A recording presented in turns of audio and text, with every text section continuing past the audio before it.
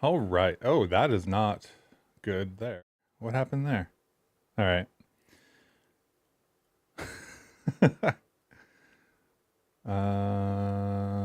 Let's see. Deactivate, reactivate, maybe?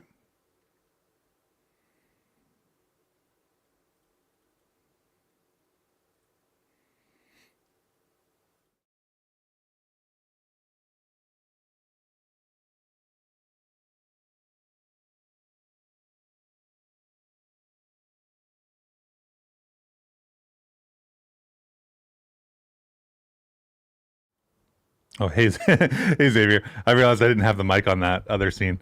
Yes, daylight savings time still a thing in the U.S. Not my favorite thing, but is a thing.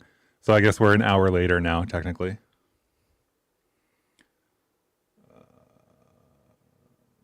Yeah, I think that's good. Hey Roberto, how's it going?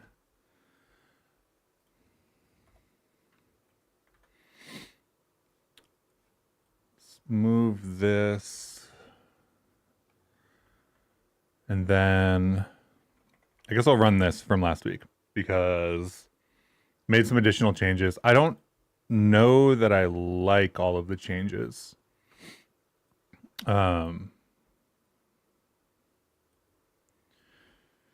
So 2048 still works, etc., etc. Changed a bunch of the stuff, removed all of the sprite textures and things like that. All the things that are kind of like not essential. I'm moving in a direction where with workshops and game demos and stuff, I want them to be far more specific because I feel like people engage better with things that are shorter and more specific rather than longer and all encompassing, if that makes sense.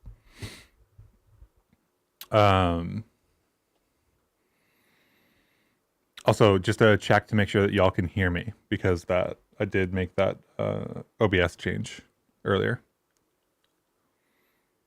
Oh yeah, there we go. Back when Brazil still had the time change, it would be 1 hour later for a short time and then 2 hours later. Oh, oh, that sounds not fun to deal with. I already don't like one change.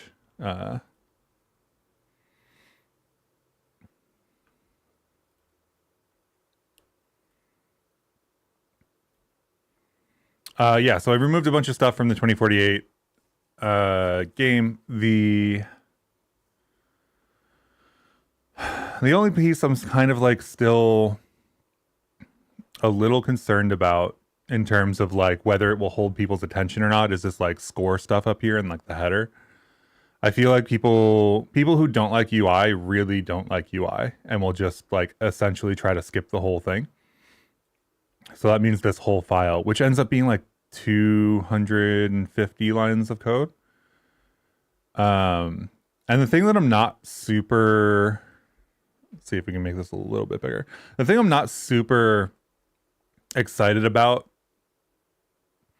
I guess, in the way that this is currently set up, is actually the observers. There's an extra space there that I can get rid of. So we've got this button, right? This one on here on the right. And when you click, it starts a new game. When you click, it whatever changes the text, changes the behavior, so you can start a new game, right? So, new game button. It's got some specifics about how big it is. It's got the button component, which is now using required components, so we don't need to specify everything else. We do want the background color. And child of that is text. Text also using required components. In this case, there's an interesting ergonomic thing that happens here where so we've got text default and text spans. And text default is kind of like the container in this case. So we get to define font size, justify layout, things like that, text color, all of that can go here. Text color can also go on span, but we're going to ignore that for now. Then I'm ignoring the picking behavior because I don't want it to be any different. You just hover over the button, not hover over the button and then hover over the text separately. And then we've got a child that is a span. So this span lives inside of this text container. And then this is the new game button text. So let's go take a look at that system. And then this system now can just look for text span with the new game button text. And then just do span equals new text, which is really nice. That's great. This is the part of the new text system that I really like. You can put marker components on the spans that you want to update. Specifically update those spans instead of doing the writer thing we were doing last week, or doing indexing into text sections or something like that. So very happy with that.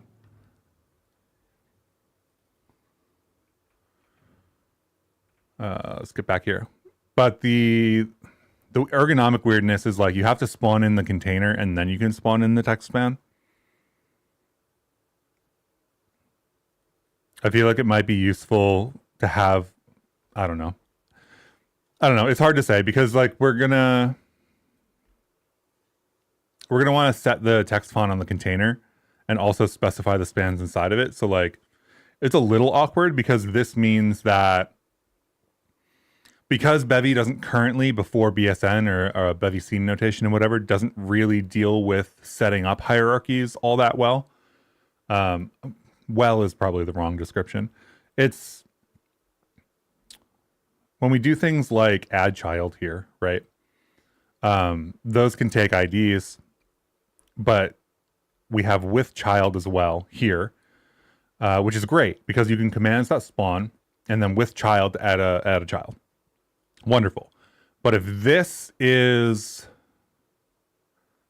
a complicated structure, right? If it's not just text, if it's text and a thing inside of it, or it's a hierarchy of things, it's not as easy to use this API. So you have to fall back to something like with children, and with children, you have to then spawn and then spawn children.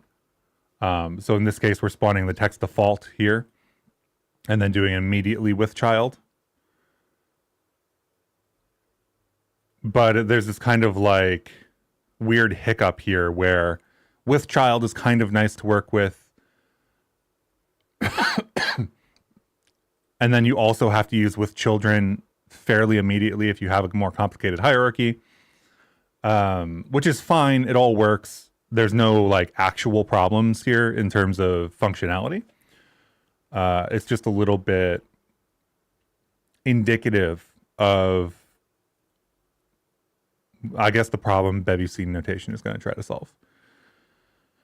So we've got this like hierarchy here that's kind of like awkward to construct, which has really always been true. But that means that if you do this kind of thing where you have the text container and a single child that is editable, you're forced into doing this.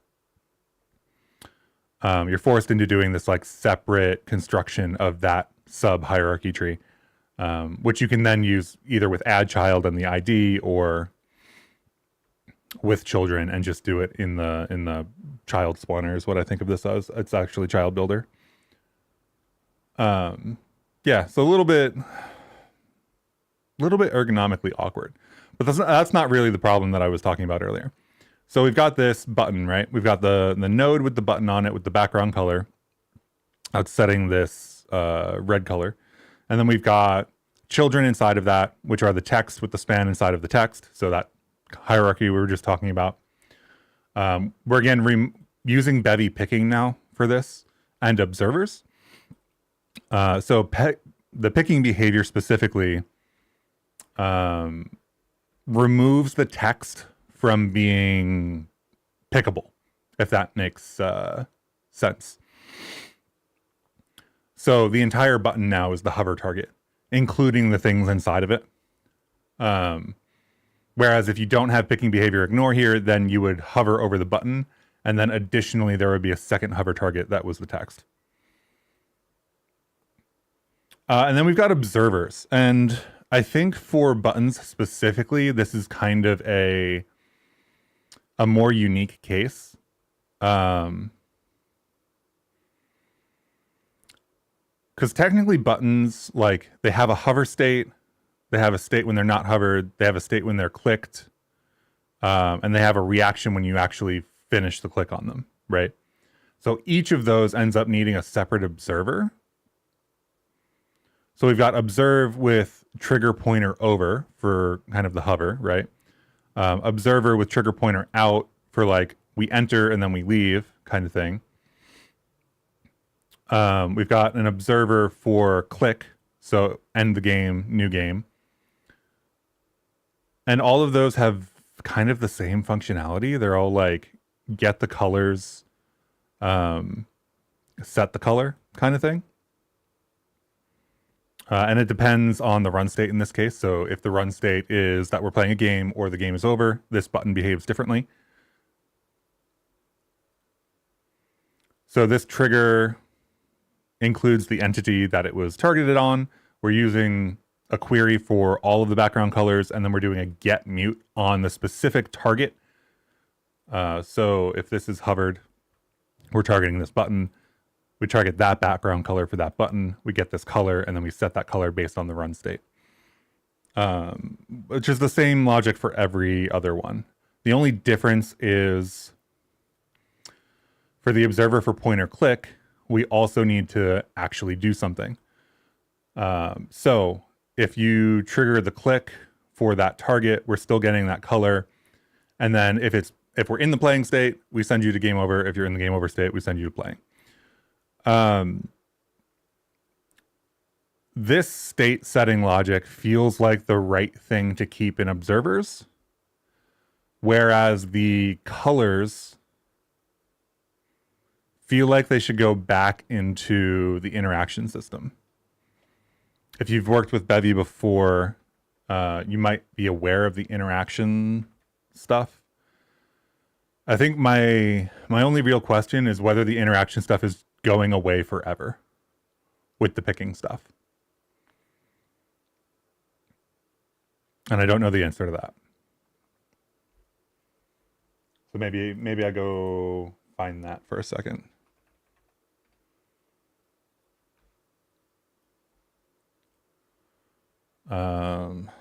Picking interaction, maybe we'll find something. I don't know that I'm going to find it here.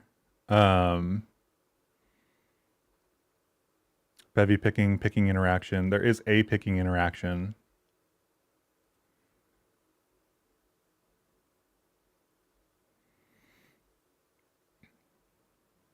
Let's look maybe in examples. Maybe there'll be something.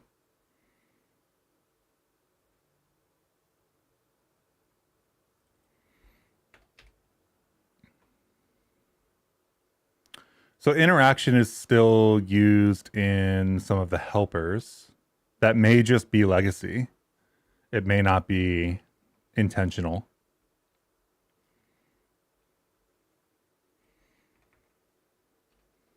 Let's see if interaction has any deprecations on it.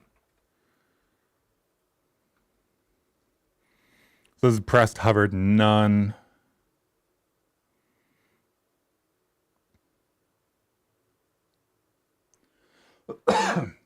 If you're using a quad tree, would you be using this picking API or would you roll your own picking? I don't know. I haven't had a need for a quad tree in my Bevy experience yet. So I don't know. I know that I guess it really depends.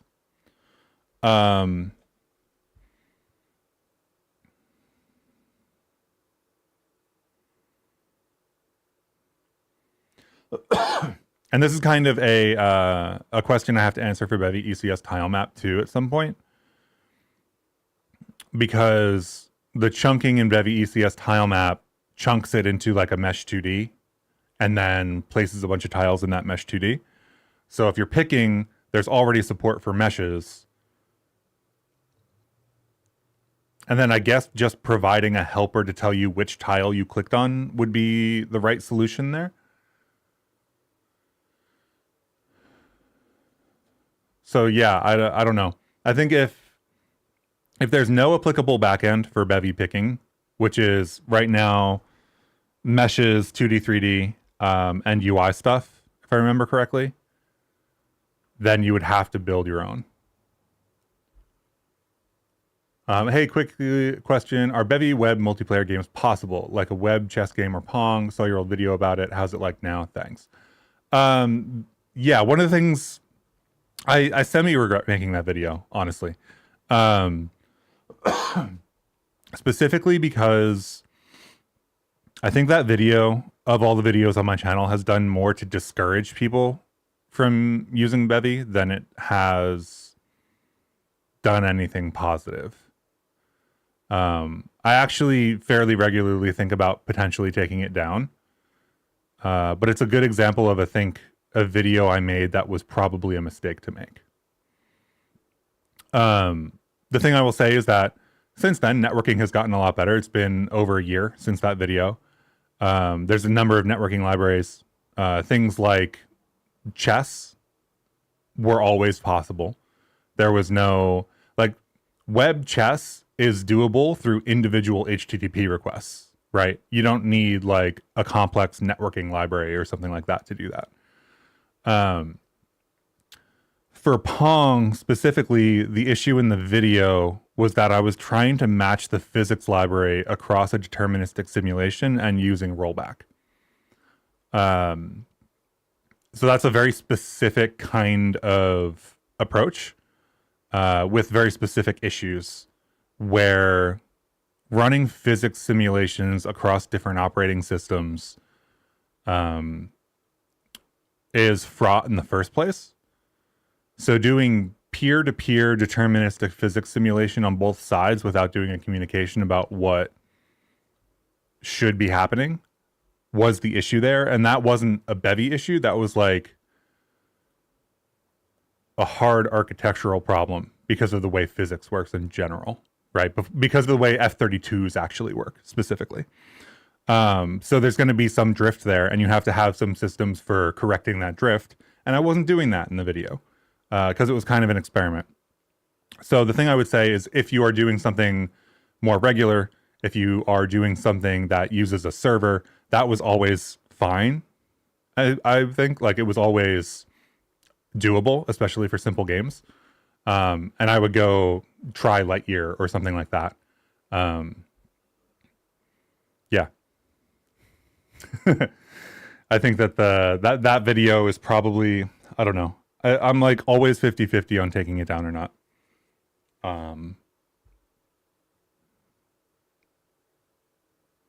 I think it stands as a useful reminder of a mistake that I made for me, but it also discourages people.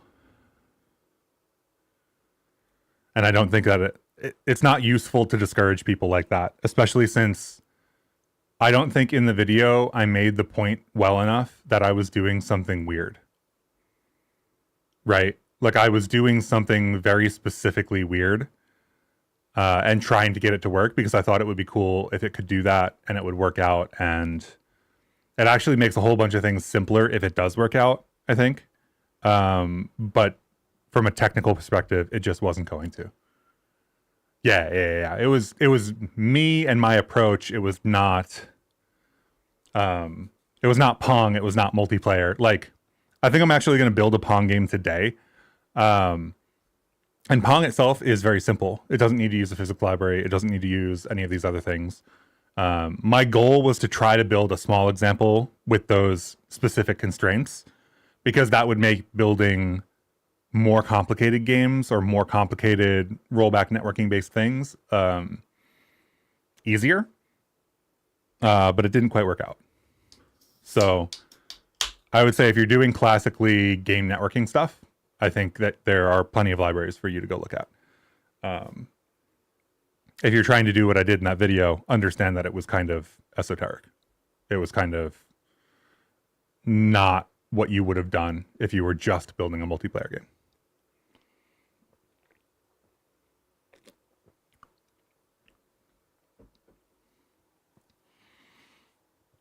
So, really curious about the status of interaction. I feel like one of the things I'm combating here with this 2048 demo is this button like the color behaviors and stuff. Cool. Would love to see it if you get somewhere. You won't be able to post a link on YouTube though, so you'll have to join the Discord if you want to share it. Or type something out really weirdly in a YouTube comment and be like, this space / this or whatever. I don't know. You know how it works. So for buttons and stuff, especially ones that I would reuse a bunch, doing this observer-based approach for coloring and things, doesn't feel like a great solution. And the previous solution was the interaction system. I'm just not sure if that interaction system is going to be sustained in the future or not. So if it is going to be sustained, I'm probably going to switch back to using that for all the colors and then just use a single observer for the click, which observers work really well for. The Bevy picking an observer for, hey, this click happened, I'm going to do something now. Absolutely wonderful.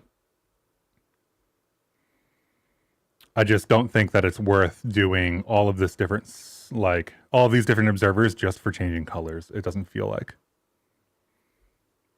Roberto says, I think that connecting to web clients without a server requires some effort to exchange data between the clients. Browsers can't usually do that without a server helping with WebSockets or WebRTC. Yeah. So even for, you know, like peer-to-peer, you still have to match people somehow.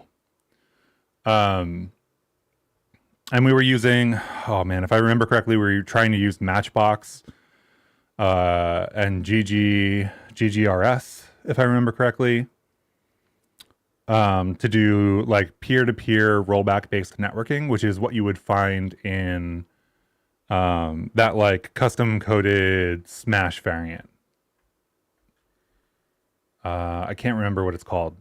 It's not Slime. It's Spiffy? No, Spiffy is the security networking thing based on Cilium. I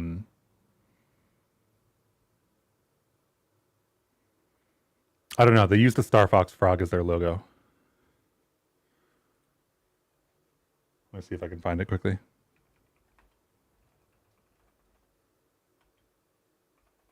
Oh, it's Slippy. Slippy is it.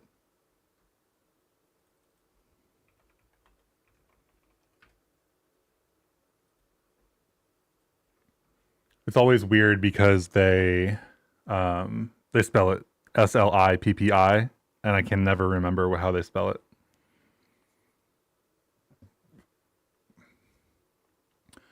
For your project, you use Quadtree for picking ground tiles. Using Quadtree, you do worst case 2,000 tests, and one map can have 160,000 tiles.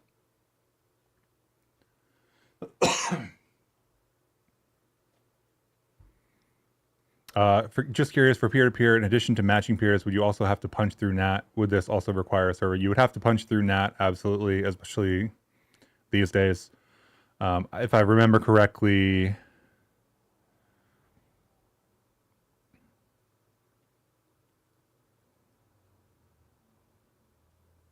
I feel like there are a number of different solutions for dealing with that.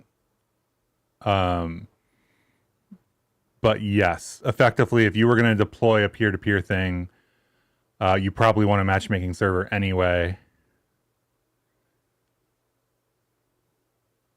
So like you're not getting away from a server per se unless you have specific conditions, right? If you don't have to punch through that, then you don't need the server, right? That kind of thing. But for any peer-to-peer like functionality to actually work peer-to-peer, you have to have a peer, right? So unless your peer is in the same apartment as you or in the same house or something, then yes, you do have to deal with real-world networking issues. Use a Quadtree for picking the ground tiles. Use a Quadtree for picking the ground tiles. What are you rendering?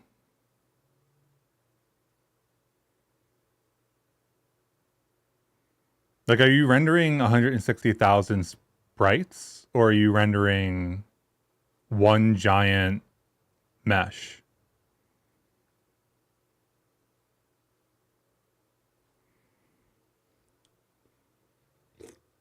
Hey, Miner, how's it going? Okay. If it's one giant mesh, then that sounds like the same kind of thing that I was talking about with Bevy ECS tile map earlier, where there's like a mesh 2D that holds a bunch of tiles in it, right? So I think that if you were going to use, or if you were going to let somebody use observers, you would probably want to supply a helper function that would use the quad tree to figure out what tile you were clicking on. Like that logic already exists in Bevy ECS tile map. Like translating a tile to a mesh position and stuff like that. But you probably just want to supply that as a function. I can't think of any way to like middleware the observer.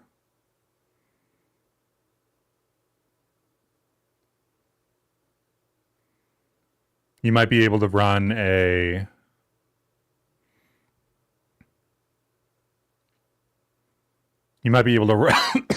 write a system param or something and do something fancy. But I would start with just a function and have somebody call it an observer. What do you think about jumping platforming in 3D top-down game? 3D top-down game. If it's top-down, is it really 3D?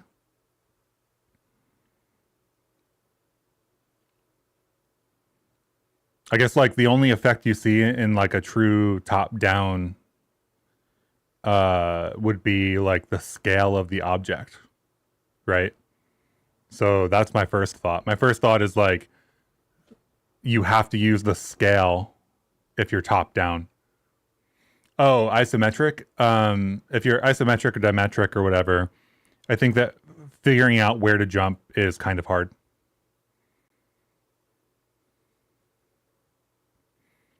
I don't know that that necessarily means that you shouldn't do it or whatever, but like figuring out as a player where to jump and what controls correlate to where you're going to land is kind of hard.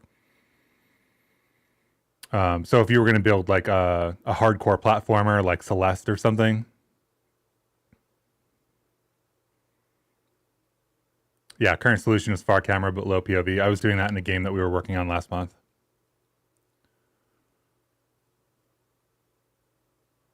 Mario managed it. Mario isn't isometric though. The camera moves and stuff, right? Like the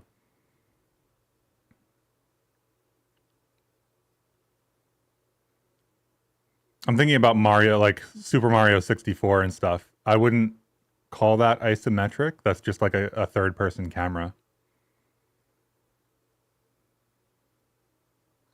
Like isometric is very specifically where you can see like all three sides of a cube at the same time in a specific way.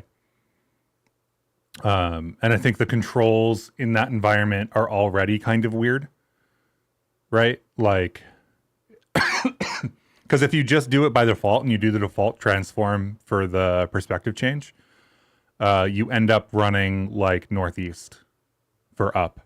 If all you do is Y up, you end up running northeast, which ends up being like really awkward to control.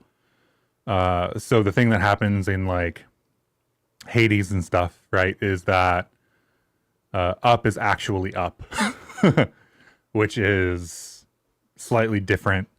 And then if your controls don't match the actual environment, then it's harder to line up with the edges. Super Mario 3D World is 3-axis with cameras kind of like in a track. Super Mario 3D World. I don't know that I'm as familiar with this one.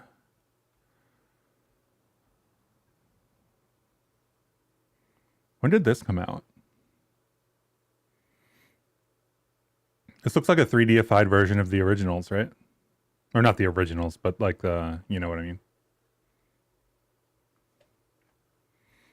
Yeah, I think that I think there are some specific challenges, you know, but I don't think they're impossible to overcome. You just, you have to care a little bit more about like the idea that there could be some user issue. So, make sure that users can understand whatever you implement to figure out where things go. I think games are one of the one of the domains in which like it almost doesn't matter what you choose to do as long as it's fun. So it's not like you can't do it. It's just not as intuitive as doing like, 2D side scroller platformer, which is very obvious as to where you're jumping and where you're landing and things like that. Or like fully 3D is a little bit easier than specifically isometric, right?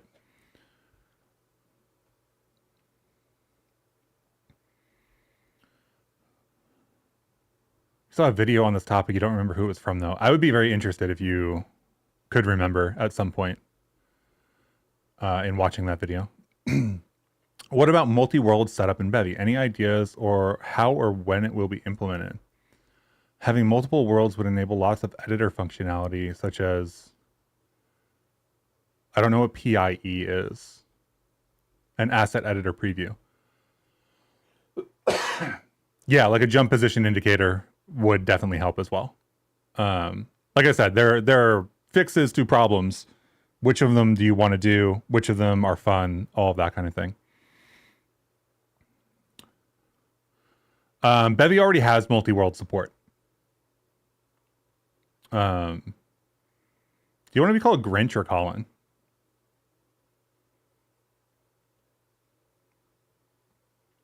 Or I guess Fox or Grove too. Like, yeah. So Bevy already supports multiple worlds. One of the really interesting things that happened in 0.15 is actually that the rendering world got retained. So there's a main world and a rendering world already in every single Bevy game. So multiple worlds works. I would say that if you're doing like many dynamic worlds for some reason, you might have some ergonomic issues. But I know there's talks about kind of making worlds more first class and getting rid of sub apps. But I don't know when that'll happen or if that'll happen. But yeah, Bevy has multiple worlds support today. The way they're thinking about doing it for the editor today is actually shipping like a built Bevy game and just running it from the editor. So we'll see where that goes. But the Bevy editor currently is like a Bevy plugin, effectively. So like the Bevy remote protocol is a plugin that you can add to any Bevy game. You can build that Bevy game in, debugger release mode or whatever. And then communicate with that game over HTTP, which means that you can run the editor and you can run the game separately. And then you're kind of just like working in the editor and it's sending commands to the game, if that makes sense.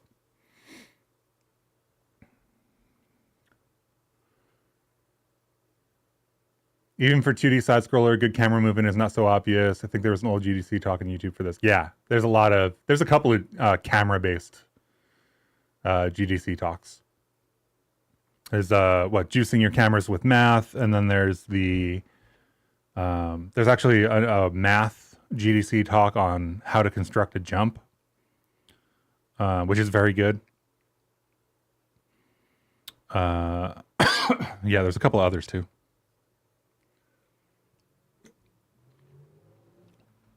Yeah, still got that like lingering tickle in my throat from being sick. Cool.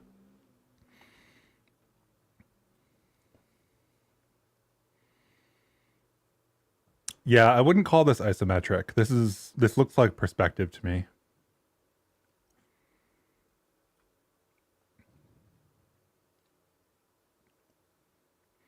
This is just like a flat side-on view, right? So it's like technically 3D, but it's 2D with a tilt up.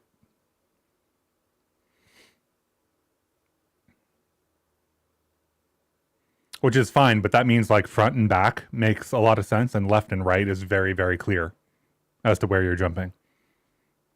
A front and back is a little bit less clear, but it's not as unclear as isometric.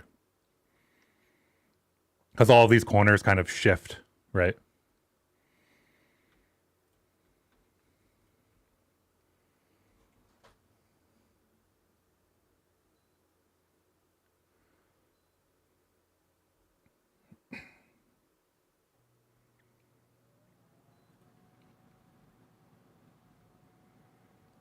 It's interesting. I wonder. Oh, I'm at 14.2. That's why. Yeah, button is deprecated. This is interaction. I wanted to look at interaction for the release candidate. Interaction is not currently deprecated. So we can write a system that depends on interaction, at least for 0.15. And these workshops I only think about in 3-month cycles. So I assume that if interaction is deprecated during the 0.15 cycle, we will have like 0.16 to do that update. So I think I'm going to move that function back to interaction, actually. Because it doesn't make a whole lot of sense to do it with the observer. I don't think, anyway.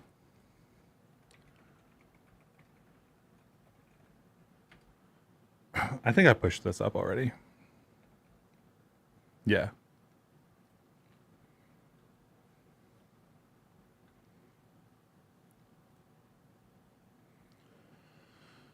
Yeah, I mean, jumping in isometric, like I said, has its own challenges. And I think that in general, people don't really think to use it all that much. Okay, let's do this. Let's go for browse files at this location. Let's go to source. Let's go to UI. Dang. Sorry for all the coughing, y'all. I feel like there's a lot going on today. Okay, this button interaction system is, I think, what we want. It's a little bit awkward, too. But I really...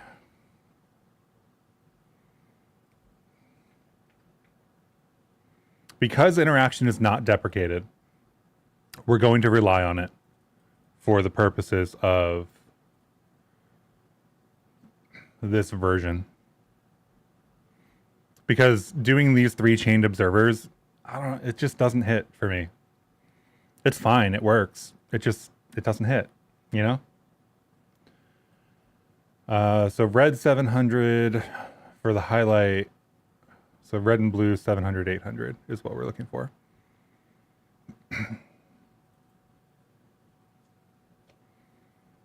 And then this needs to be not UI image, but background color. We only have the one button here, so this is fine. Background color, interaction, run state, color.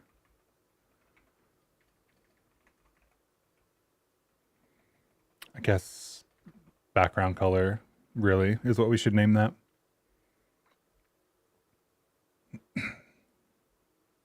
Yeah, isometric, but with a perspective camera zoomed out to look isometric rather than an orthographic, right?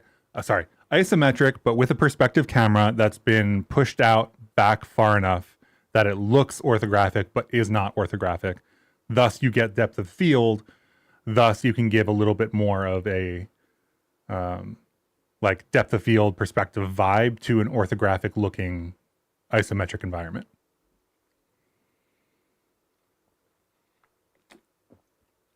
Makes sense to me.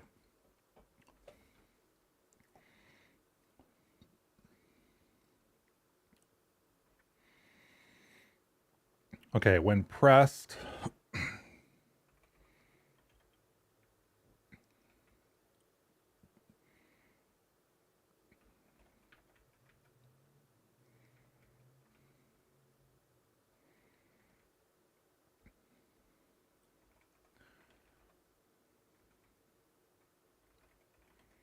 cargo watch check.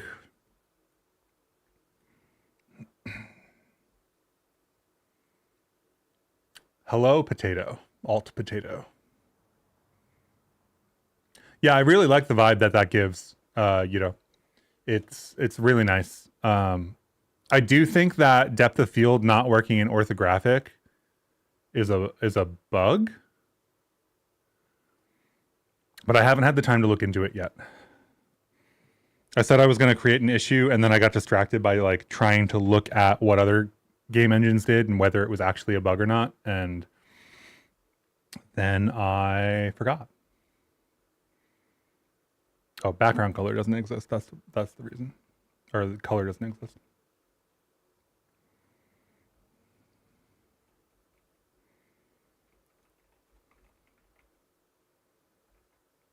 So we really need to do this in all the places for image.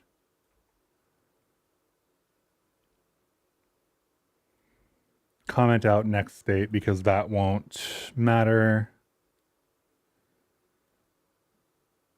Let's comment out the dark color for a second.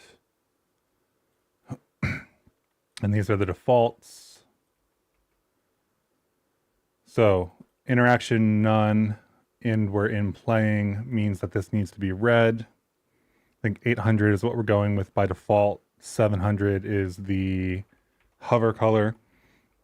These colors are kind of arbitrary. I might change them by the time this actually ships, but we'll see. Manage to fix the jitter on your network game. Today's a good day. Nice. What was the issue with the jitter? You've been wondering when we will get Bevy 1.0. I think this question happens every other This Week in Bevy video.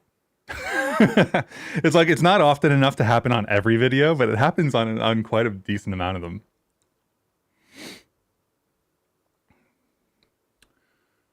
Basically, Bevy 1.0 is going to happen when it happens. There are things that are needed for it. Some things that aren't needed for it are like a built-in physics library. Some things that are needed for it are like an editor and a good UI framework. So when we have those things, then there will be a 1.0 is what will happen. 1.0 from the Bevy project perspective is like a marketing moment. So whenever they feel like Bevy is ready, so to speak, for a larger segment of people to use it, that's when 1.0 will happen. Yeah, I think you're right, Xander. The orthographic depth of field is not necessarily like true physical depth of field. But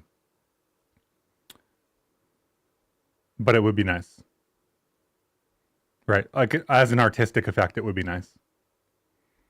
And we already have the depth for everything. So it wasn't a network issue. It was a camera follow issue. Yeah, there was a bunch of like fixed update camera follow issues that Jan actually created a number of issues on the repo and fixes for this cycle.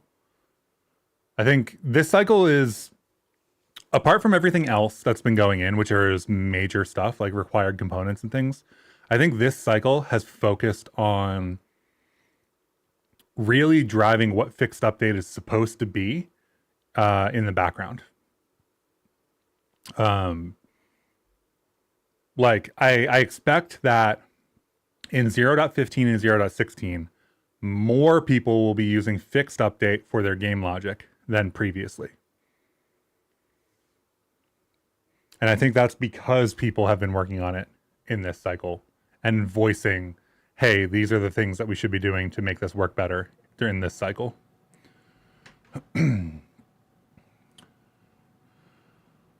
What biggest feature that Bevy is missing right now? Depends on the game you're building. Yeah, I mean, like, it's really hard to answer that in a general way.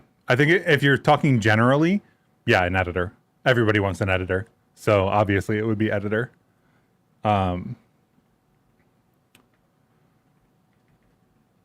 I don't know.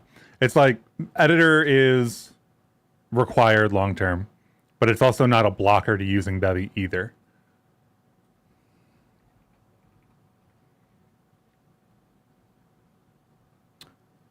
Pressed is 900, I think. And then hovered is lighter. And then regular is 8. Red, blue, red, blue, red, blue. Okay, so that works. And then next state we don't need because we're not changing the state. And then button interaction system. So I'm going to take out these. And I'm going to take out the coloring that happens here. And I'm going to run this to make sure that we have a no longer working button. Yada, yada, yada, works, end, new, cool, button not updating. So now when we add the interaction system to the update cycle, now we should then see the proper colors happening here. Hover, click, hover, click, hover, click. See, that works so significantly better, I feel like. I feel like that is the right way to do theming of buttons rather than these observers. I am happy that I like looked into the observer approach for colors and stuff, because now I know for sure. But I think having the button with a single observer that then reacts to the current game state is the way that I want to go here. And then the theming for the button, it's a little bit noisy because we're doing a match on two different things. I could change this to being slightly different logic, right? Instead of doing a match on interaction and run state, I could match on run state and then match on interaction, or, you know, whatever.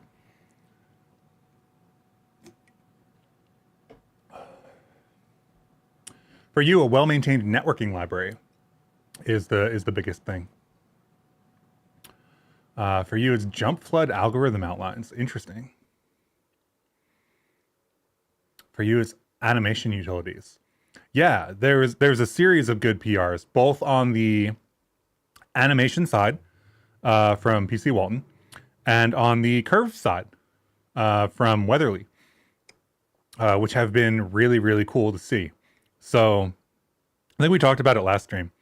But there's mesh particles based on an animation event in the animated Fox example now, which is really cool. And then the curves can animate anything now. So you can now use curves to drive animation clips, which is very cool, which means that a whole bunch of things that didn't work before now work. Also, masking is in.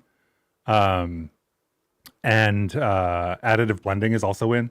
So you can now officially walk with a walk cycle and have the upper body do something else and then disable the hand so that it can hold something all at the same time. So I was thinking about what I want to do content-wise over the next 3 months once 0.15 stable comes out. I think there's a couple of videos that I want to do that are more generic. I think some people are getting their like first game development experience with Bevy, and it would help them to have things like videos about UVs and what a UV texture is and how to unwrap a UV in Blender and then use that. Things like that are going to be really useful. And then some of the other stuff is how to do the animation stuff, how to use the animation events, all the animation things. I think I have a list over here. Yeah, I'm going to need some API videos as well. So required components is a huge thing. Curves and interpolation of those curves, both for animations and other things. Animation masks, blending and triggering events. Mesh sampling also made it in. So we were doing mesh sampling manually in the game we were making last month. But now it's just like built in as a trait, which is sick. I want to cover the current state of Bevy UI and ecosystem libraries in a video. The fixed time step thing needs a video. UV maps and UV textures and stuff like that is getting a video.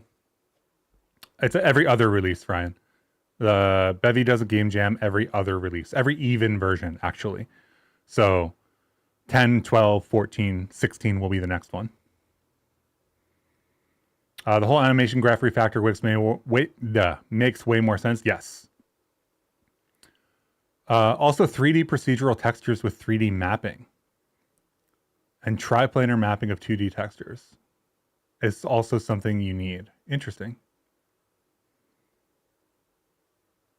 Yeah, I guess 3D textures are a little bit hard to work with. There's not many examples for how to build them or get them into a shader or anything.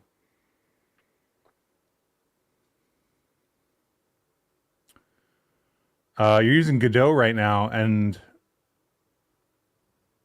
you're saying Godot is missing inverse kinematics and an animation player rework, or Bevy was? Because Bevy was definitely in need of some work, and that did definitely happen in the 0.15 cycle. That's what you thought. Looking forward to the next one. There's also somebody running monthly Bevy game jams. I don't know if they're running one this month. I didn't see it. But there was one last month for the Spooky Jam. If you go into the jam channel in the Bevy Discord, you might be able to ask them if they're going to run one soon. Even if they're skipping this month, maybe they'll do one next month.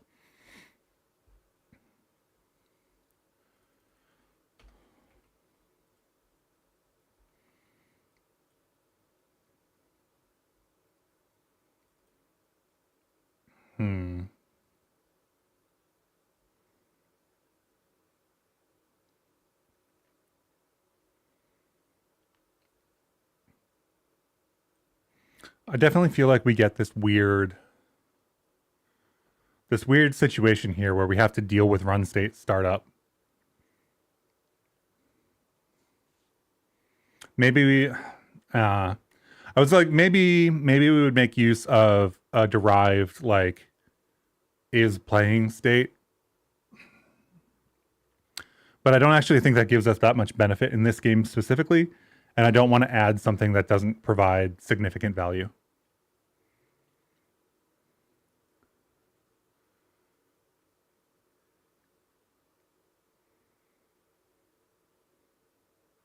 Oh, this time we'll win the jam.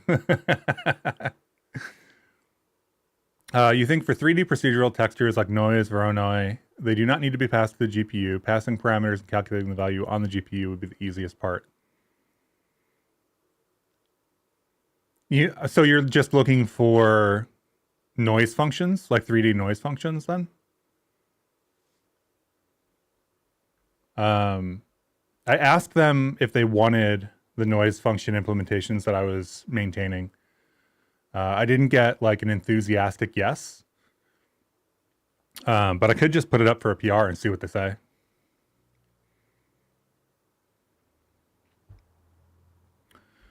Making a material that uses 3D procedural textures and 2D textures with different mapping ways would be the hard part. Why is that the hard part? I guess if you're doing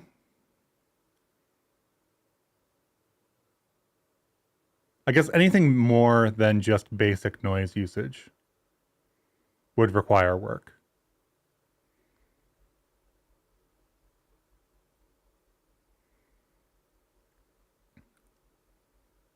Thinking about it.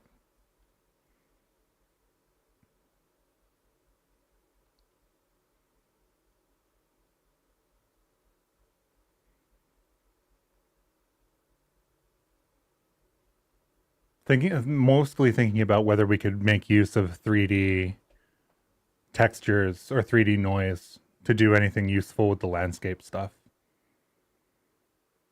for that series of videos. That series of videos needs to get a 0.15 update next, I think, before we continue.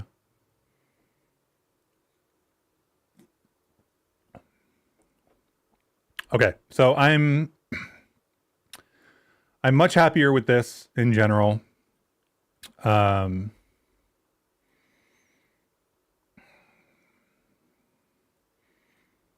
I think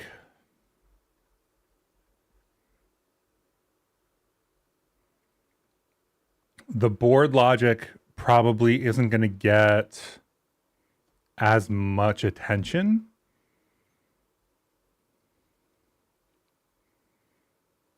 Right now, building up the board logic takes a number of different lessons because we start with just a board size and then we abstract it away into the struct over time. And I think that's fine, but I don't know that it's more useful or less useful than just being like, here's a board and here's a couple of functions to work with that board. And here's what they do.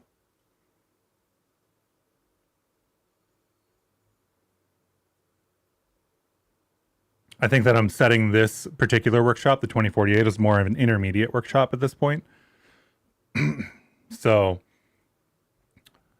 I am less concerned with covering every minute detail than I was before.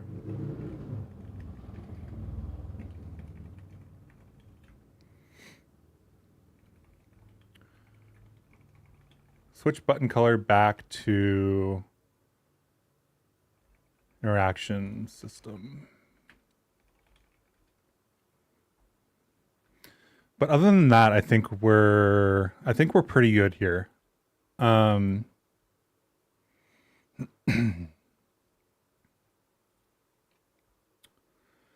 only other thing is the easings plugin. I don't think the easings plugin, this is Bevy easings that we used in this one, right? Bevy easings. I don't know if Bevy easings has been updated for the release candidate yet.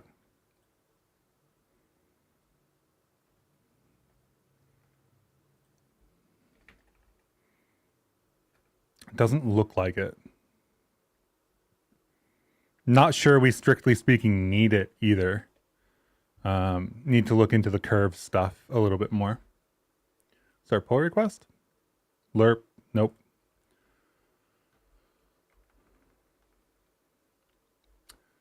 Good night, Roberto. Yeah, the time change isn't great. Yeah. I don't know that I can go much earlier. It's 8 a.m. when I start the stream here. So we'll see. But I get up at 6 for this stream now. So I don't know that I can get up much earlier than that.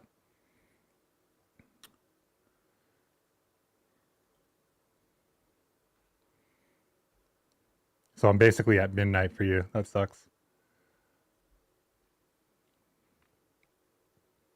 You guess it would be a totally new material that allows using a 3D texture for albedo and a 2D UV mapped texture for normals.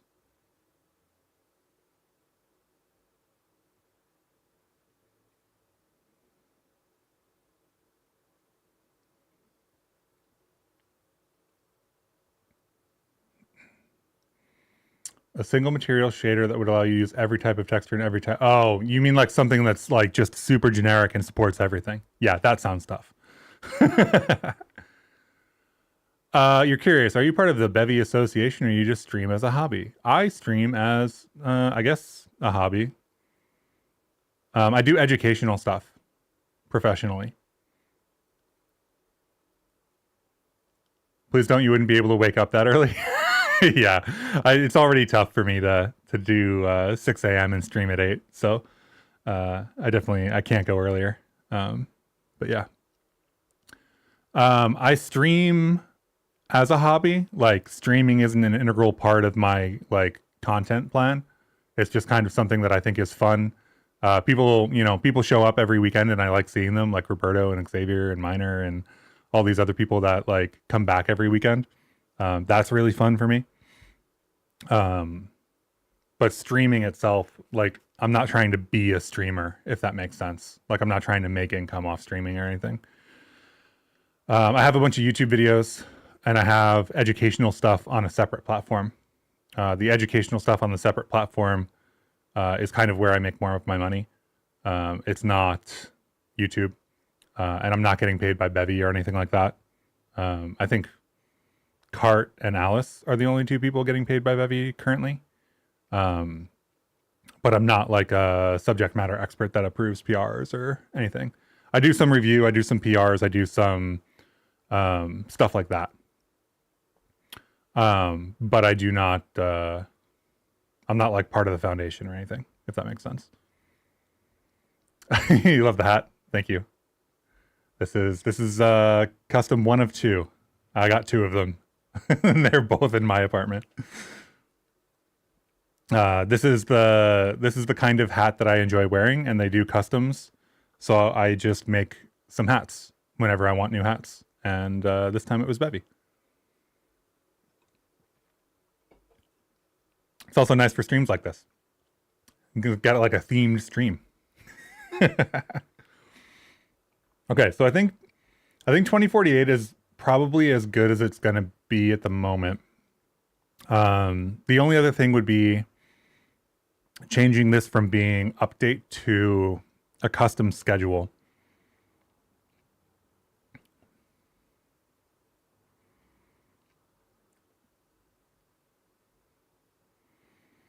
I think that if we put it into its own custom schedule and we ran it on demand, that would be useful, but it would also drive needing an input queue.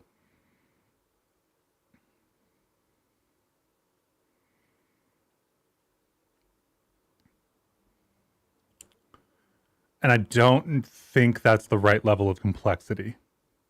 So I don't know if I'm going to change this to its own schedule or not. I'll probably do an implementation concretely to see what it looks like, and then make a decision after that. You unsub to the learning platform because it's the only way you can find to pay me for these streams. You love them so much. Resub. Thank you very much, Ryan. I appreciate that. That is the way that I keep doing all the YouTube stuff for sure. It's why I don't have YouTube memberships currently or anything like that, because I only have the one place. So that it's pretty clear. Like either you're paying for, Rust Adventure and stuff like that, and it funds everything I do, or it's, whatever. Like not everybody can, and I understand that. But the point of Rust Adventure is to be able to like accept, for example, if you work for a company, you have a yearly educational budget, and you can use that educational budget to support me through Rust Adventure, but it would be harder to use that educational budget to support me through like YouTube or something. Have you tried Zed Editor? Yes, I have. Do you have questions about it? It's been a while. I don't currently use it. But I definitely used it when they were in like pre-release, basically.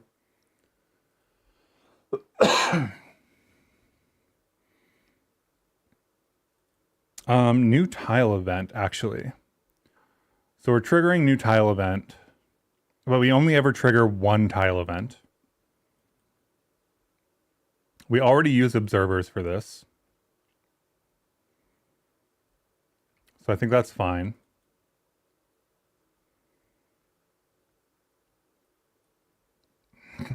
We've got a state and a resource and a board.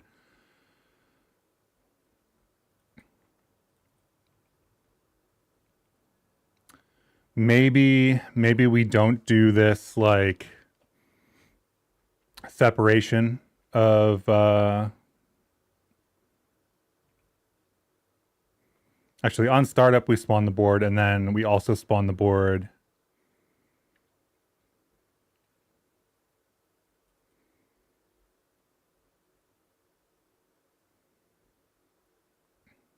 no, that's it. We only spawn the board there. We only set up here. We only start play here.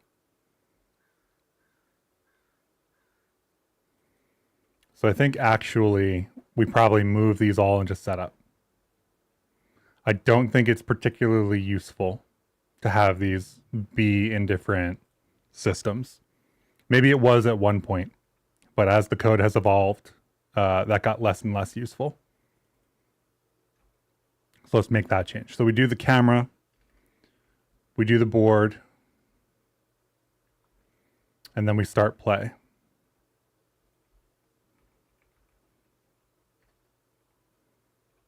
Which I don't think we use anywhere else.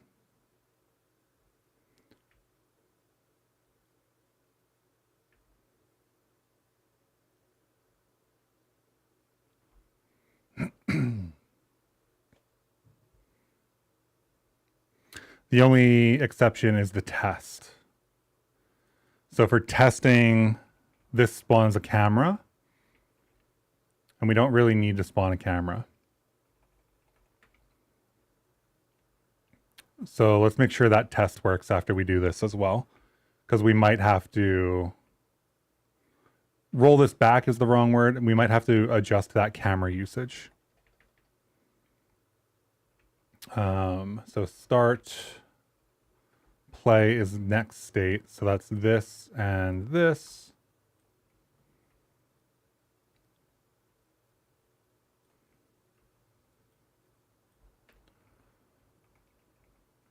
So that's here with a comma and then one down here. I think that we need to add that. And then spawn board takes the board resource, and we'll move that back up here. And I made a syntax error somewhere because Rust Analyzer is not happy with me. The question is where? On enter run state. Run state startup, comma, setup, add systems. This looks right to me. What did I mess up?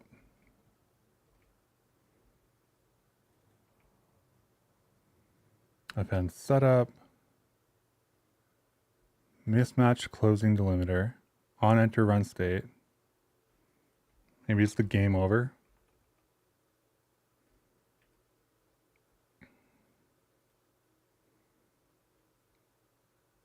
Oh, I messed up down here. Okay.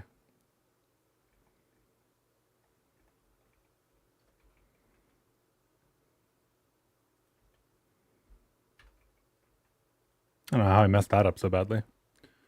Okay, so this should still work. And now we just have one setup system instead of 3.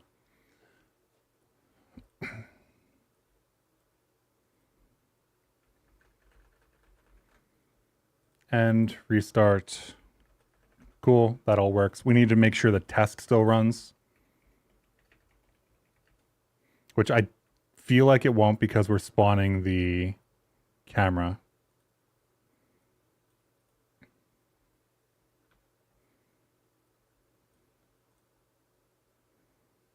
Yeah, Zed is fine. There's one feature that I really like in Zed, and it's that you can basically do ripgrep over all your files and then edit them in place in the search results. That is the biggest thing that I really like about Zed. One of the reasons that I don't use it on stream or didn't use it on stream in the past is that you couldn't change the themes and like the font sizes and stuff. So like it was really tough to use for production. But other than that,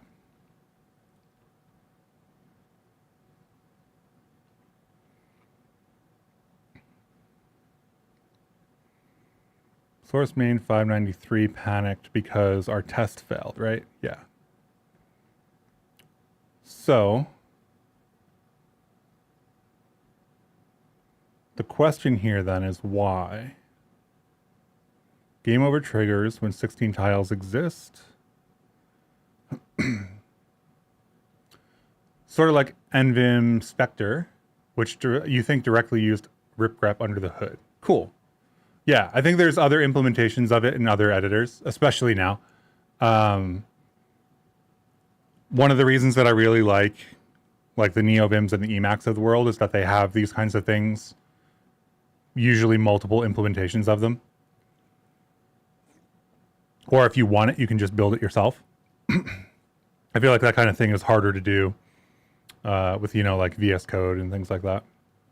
Or Zed, because Zed doesn't really have a plugin ecosystem, which is really strange. I feel like VS Code got popular off the back of its plugin ecosystem, off the ability to like write extensions for it. So seeing an editor pop up that doesn't really have that extendability feels kind of awkward. Okay, so let's figure out why this test is failing. We've got a board, we've got an app, we add minimal plugins. I think this really wants to be headless at this point.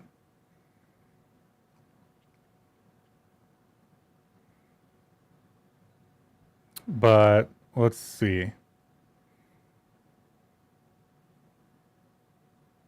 It's the reason you're still using NeoVim, but it's sure unfortunate when things don't work out of the box. Yeah. I mean, like, the trade-off is, do you want to configure a whole bunch of stuff / build a whole bunch of stuff? Or do you want to have something that isn't perfect, but kind of works? And that's why I use VS Code on stream.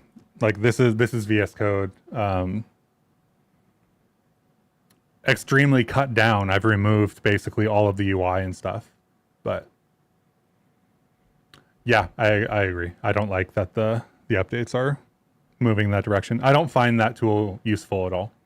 And I actually find it to cause people a lot of problems.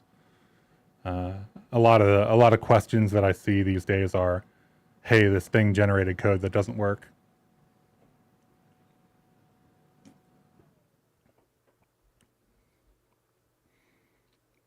Okay, so we've got our command queue.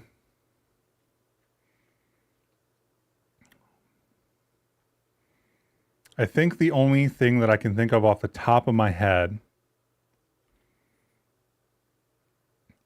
is that observers and other events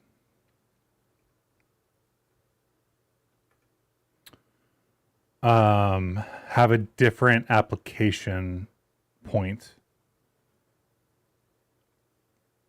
For terminal, I'm using Alacrity right now.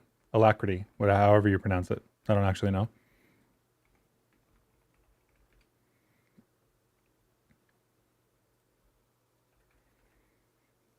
This one. There's a couple of terminal emulators that work pretty well. You know, Alacrity isn't even the only one written in Rust. But yeah.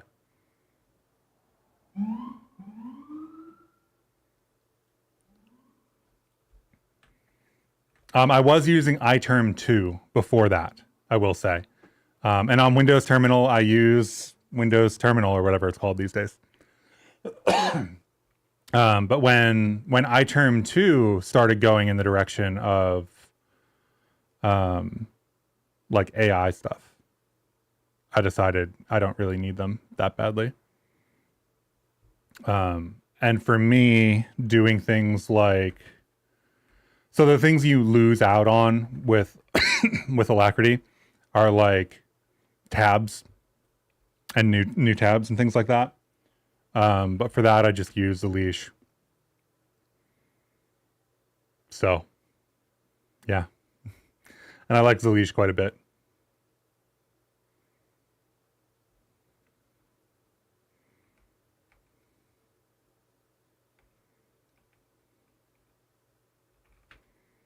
Zalige works really well, actually. I don't know that it's like, if you're really used to Tmux, if you've been a 20-year Tmux user, you might not like Zalige, or it might be missing a feature or two for you or something like that. But I really like Zalige works for me. So sad about font rendering in VS Code on Windows, even with 4K displays. Yeah.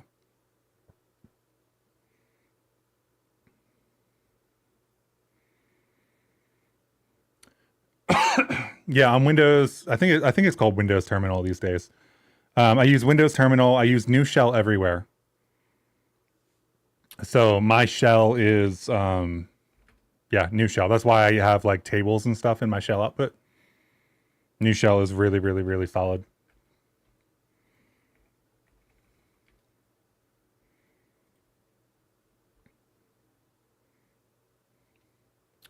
Specifically, the thing I really like about new shell is that I don't need a separate tool to work with all kinds of different data.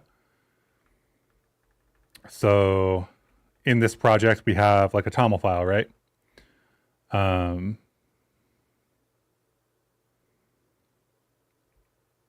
So if I open cargo.toml, I can see a table or I can see it raw like this.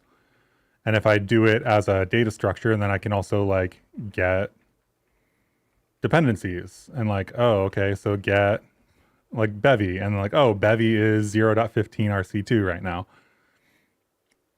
And I don't have to like, I don't know, remember some arcane JQ incantation or something. Actually, the JQ wouldn't even work for TOML, so I would need a separate tool for that.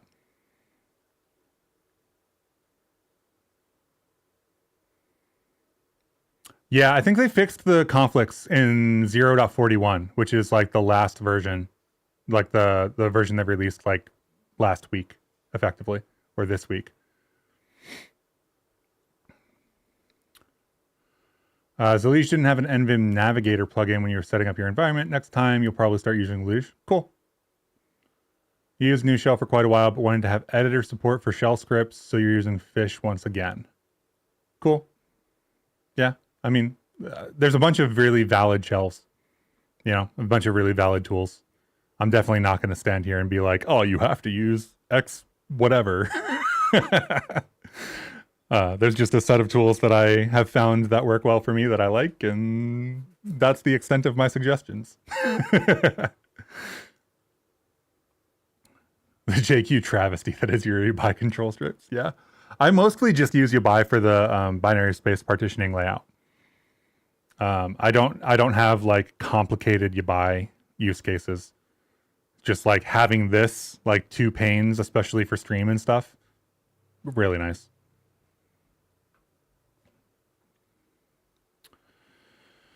So my guess is that something isn't getting applied here. The only thing we really changed was the setup function. And I think it did work before this. So let me check this. So I want to make a video about the tools I use. I did make a video about the tools I use, and then it turned out nobody watched it. Like I don't want to say nobody watched it because people like there's views on the video and whatever, right? But like people who come into stream and are like, what are you using? Still happens. Like it doesn't prevent that. So you watched it? Nice. Appreciate that. It probably has been long enough to make another one. There was a video I wanted to make this year. I do a lot of video scripting, like a lot of workshop scripting, video scripting, writing blog posts, like all of that kind of stuff. And I was using Notion for that for the past couple years to do all of the workshop development, all of the video scripts, all things like that. And it just like I ended up having too many scripts and too many databases, and it got really slow. It got so slow to the point where like I would have an idea, I would open Notion, it would take seconds to load, and I would forget what I was going to write. So I wanted to make a video about going through all of the other possible editors for my use case, and how they worked out. Things like Obsidian, things like, you know, even NeoVim. And today I'm using Emacs, and Emacs has been working for me pretty well right now. So I want to make that video at some point.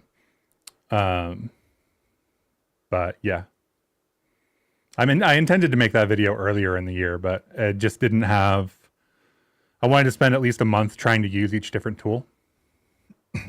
So it took a while. Your Mac is a laptop. You make heavy uses of workspaces and keybinds to navigate them, but native full screen made everything a pain. So you used a lot of JQ and Bash script to make that smoother. Nice. Yeah, it makes sense. I have 16 desktops open right now, and that's not including anything that's full screened. I regularly hit the limit of desktops that you can open on a Mac because that's just the way my brain works. If it's not on a desktop set up, it doesn't exist in my head. So on my laptop over here, I actually closed like 6 desktops before I started. And 1, 2, 3, 4, 5, 6, 7, 8, 9, 10, 11, 12, 13, 14. Yeah, I have 15 over there right now. I have 5 over here. Yeah, 6 would have been the number on my other one. So I think you can only have 21 per monitor or whatever. Does anybody know when the Bevy 0.15 releases? In mid-September, it was said that it will release in October. We are on RC3 right now. I will show you what you can look at to see how close we are.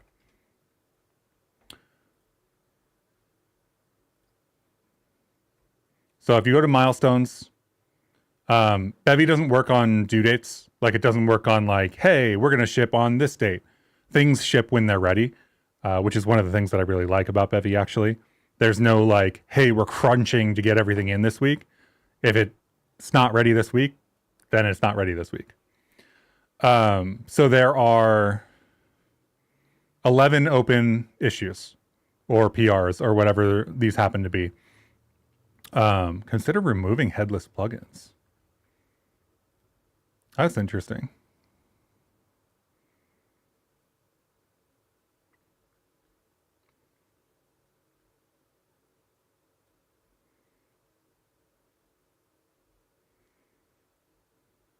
I wonder if this is gonna happen.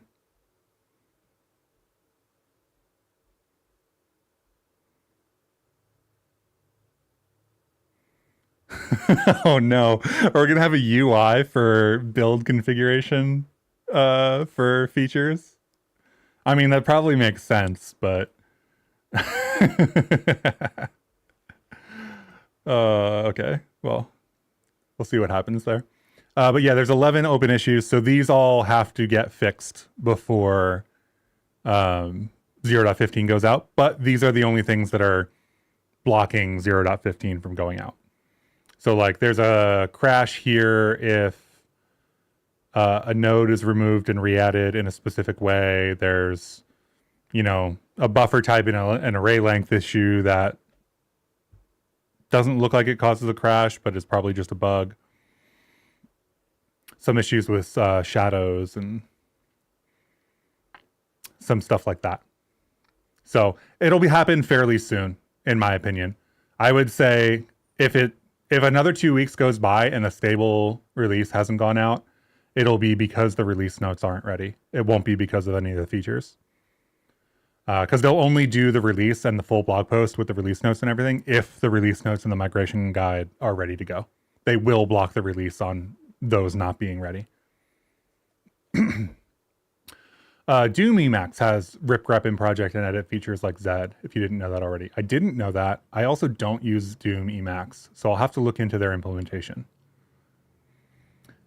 Emacs plus org mode, been using that combination for 10 years in daily work, and it's still the best GTD tool. I believe that's Get Things Done, or Get Things Done. Yeah, org mode's great. I moved away from org mode for a little while, but I'm back on it now. I really like it. And then I just need to put a little bit more time into my agenda setup. Yeah. Emacs org mode is the only thing that makes you hesitate to convert your Obsidian setup to some sort of VimWiki shenanigans. Yeah, I think that there's trade-offs with everything, right? Using org mode really means that the level of collaboration that I have is restricted a little bit more. If I wanted somebody to make comments, or if I wanted to share a document with somebody and have them edit it or comment on it or do anything to it, that's far easier to do in Notion than it is with my, you know, local org mode setup or whatever. That's not to say I couldn't do it. I could push everything that I have in org mode to GitHub and use the pull request functionality and stuff like that. It does mean that I have like a lower level of access control. But yeah, I don't know. There's trade-offs on everything. I think that org mode having lasted for as long as it does, or as long as it has, is a really good sign for it. I think that Markdown is okay, but it doesn't really last. One thing that I'm really excited for is Typist. And I promise I'm not saying the I here. It's just the way my mouth works. Typest. Typest is really nice. It doesn't do HTML output yet, so I can't really use it for websites and stuff.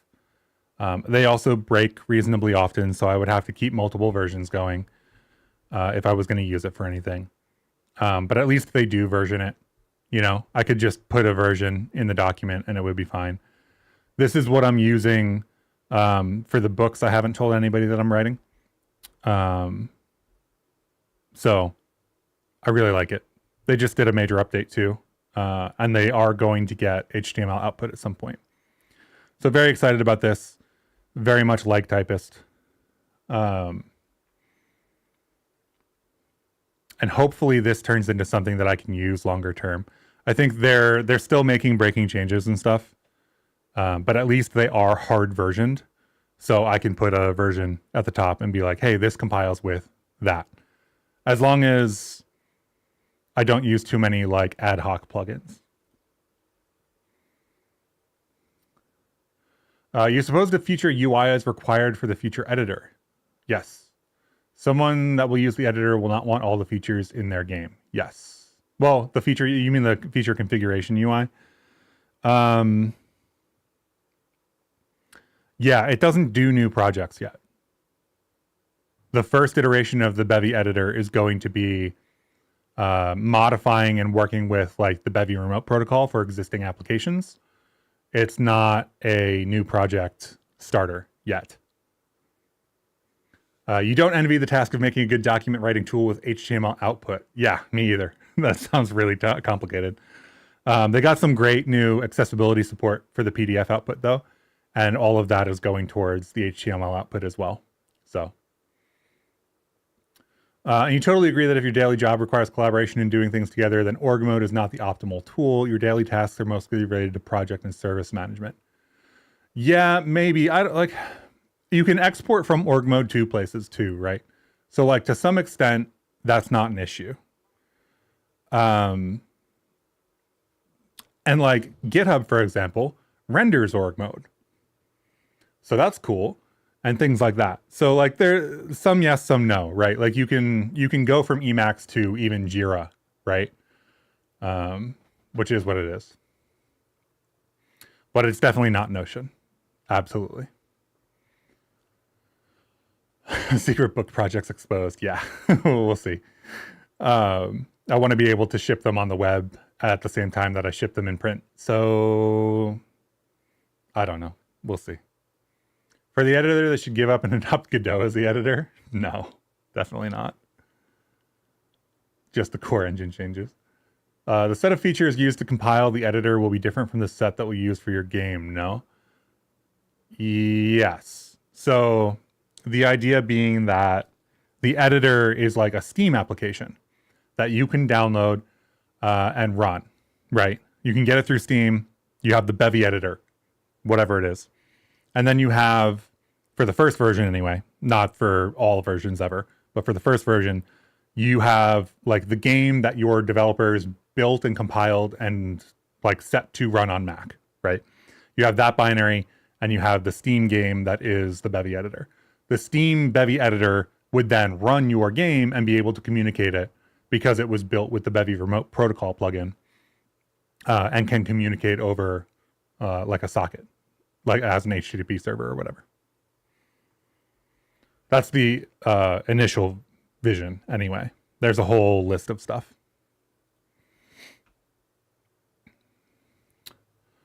Well, if they're considering removing headless stuff, then I'm going to leave this test as minimal. I was considering changing this to headless because headless was new. But if this is always going to have to be manual anyway, then we only have one test in this game, so we can define them all here, but we could define our own plugin set for testing if we wanted to, if we had more tests to do.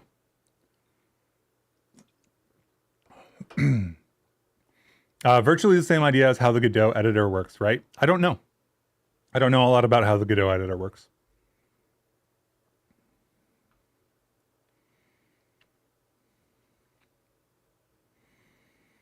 Let's see. Commands, new, command Q. World doesn't have debug on it, does it? Oh, not run, not run. Cargo test.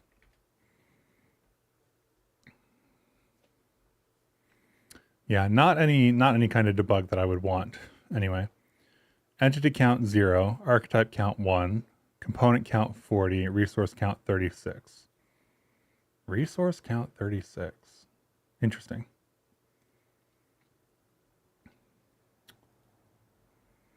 Yeah, that's edging close to a line there, Minor. Just saying other projects don't work is not what we should be doing.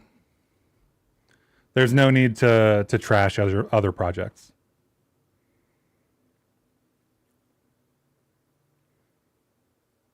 Let's see.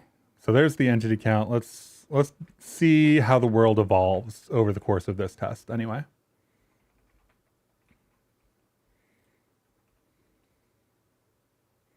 We can do direct access into the world too. Okay, cool. So we got entity count 0, entity count 32. I think entity count 32, there are 16 tiles.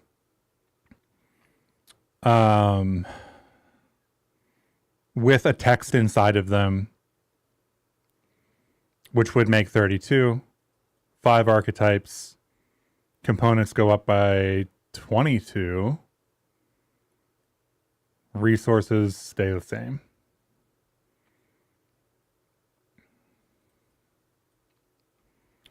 And then the question is probably about this state transition stuff. The state transition stuff when I had to upgrade from 13 to 14 was awkward. I think there was a kind of a missed ergonomic opportunity for state transition, and I wonder if something has changed there.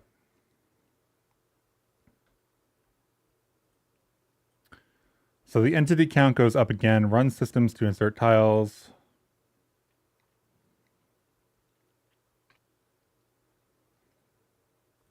So we've applied it to the world. We have to update to the next frame, which gives us 50. So we go from 0 to 32, which is all of the initial spawning of stuff, to 50, which is after the update frame, or after the frame ends and, you know, we start the new one.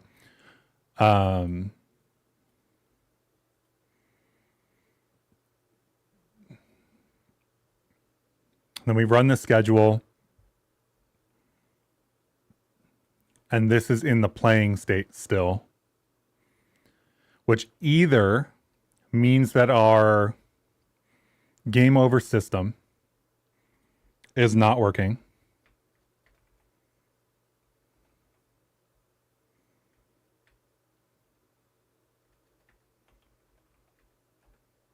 what did I name that system? I thought I just named it game over. UI, game reset spawn, end game. I don't know why I named it end game, but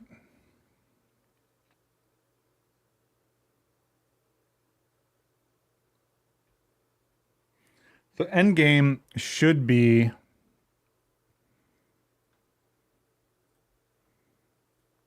happening. So let's do, I think this will work.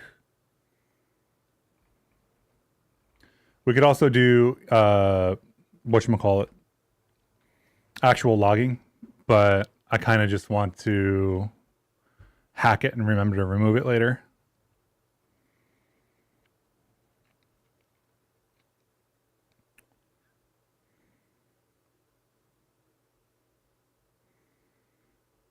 Yeah, questionable about whether this is even running right now.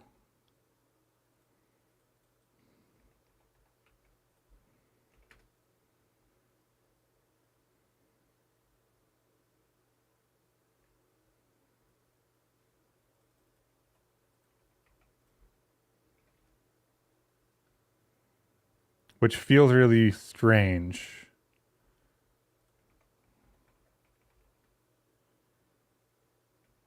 So we query for position and points, which are all should be in the world, and next state, which is run state, which should be in the world. Endgame doesn't seem to be happening unless I'm missing it on the screen, which I'm sure as chat you will all see before I do.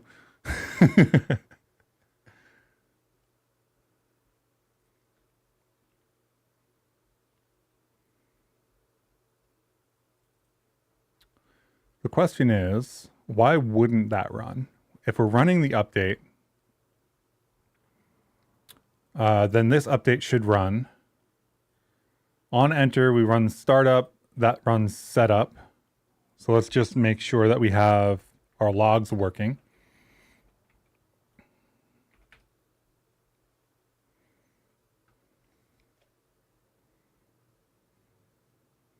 Yeah, so setup runs here. So this is the world before anything is initialized. This is the world before setup runs, or I guess after setup runs. Hard to tell. I think it's before setup runs. This is the world after setup runs. So we get the board tiles.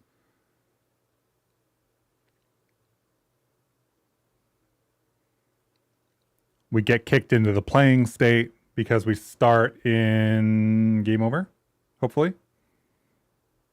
Where's our initialization? Board new, add plugins, init resource, run state is, no, we start in startup. So startup is kicking us over to playing.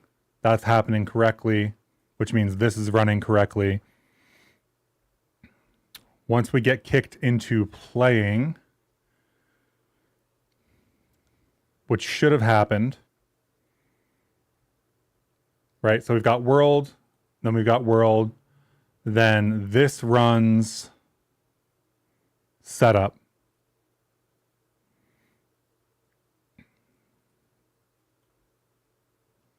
Or this runs the frame anyway. We run the state transition. So let's do world or app.world, right? App.world dot query. I always forget how to exactly query here. This is going to be points. And this is going to be a query state. And then this should be points dot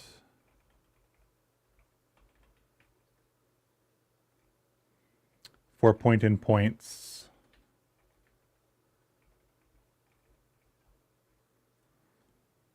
So in testing, query state points is not an iterator. What do we need to do here? We don't need to manually call iter. Query state.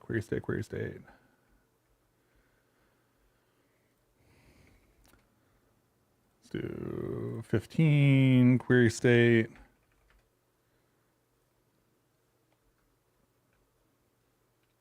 Query data, query filter.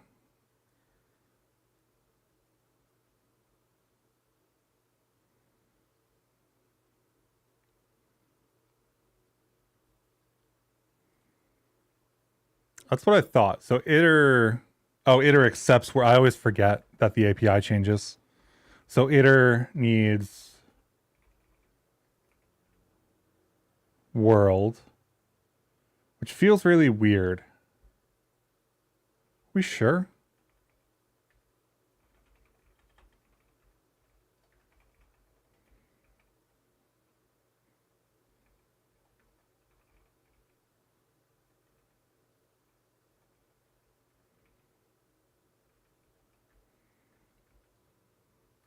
What's the type of app world here? App world is a shared reference to a world.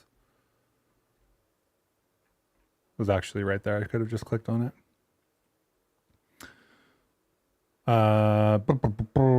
Okay, we have a shared reference to a world. And we want to run query.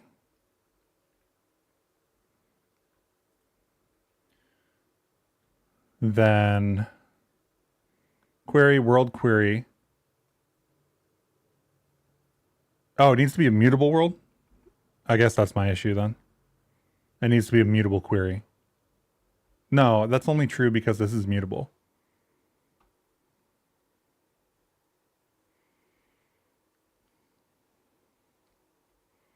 Yeah.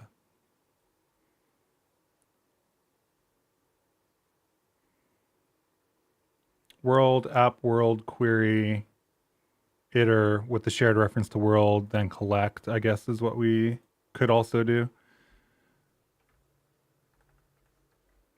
So the issue here, I didn't actually run it to check, but the issue here should be like we're reaching into world and whatever. I guess query state is always mutable.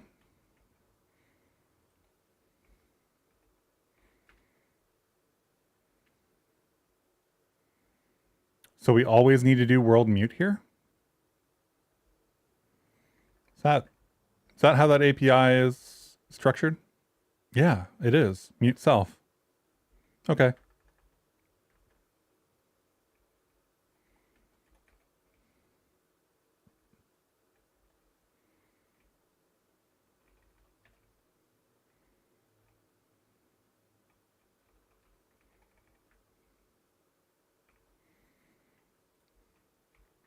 I guess I just didn't remember the function signature is really all that was.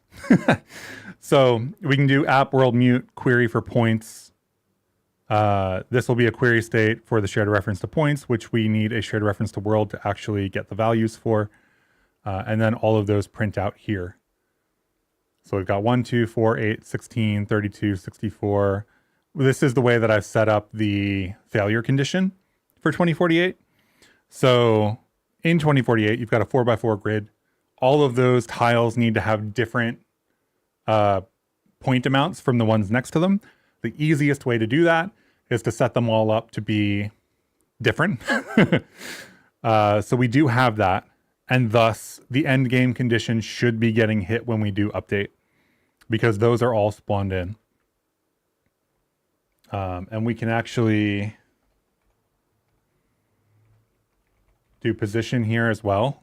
And then that will give us both of them. So it'll be like the one at 3.3 is 32,768.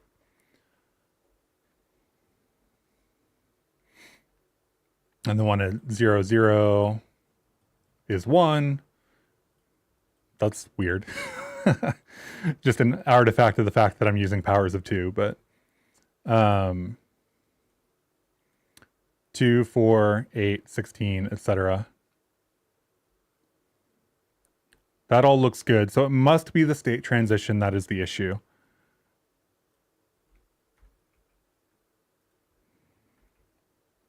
Which makes me think that this didn't work before. So currently we have all of this. I'm going to do a git stash quickly. And then we're going to run cargo test. That works. Which feels really weird. Yeah, that makes sense to me, Xavier.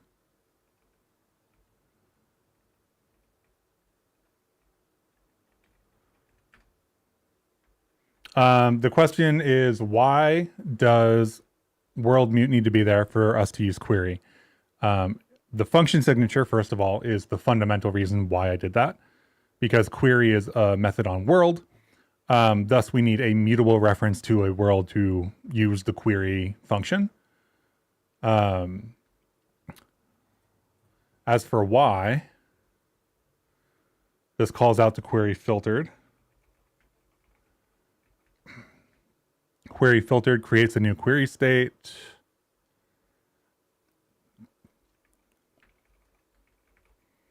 Which then has its own impl block somewhere. Probably not in here. So let's go get that.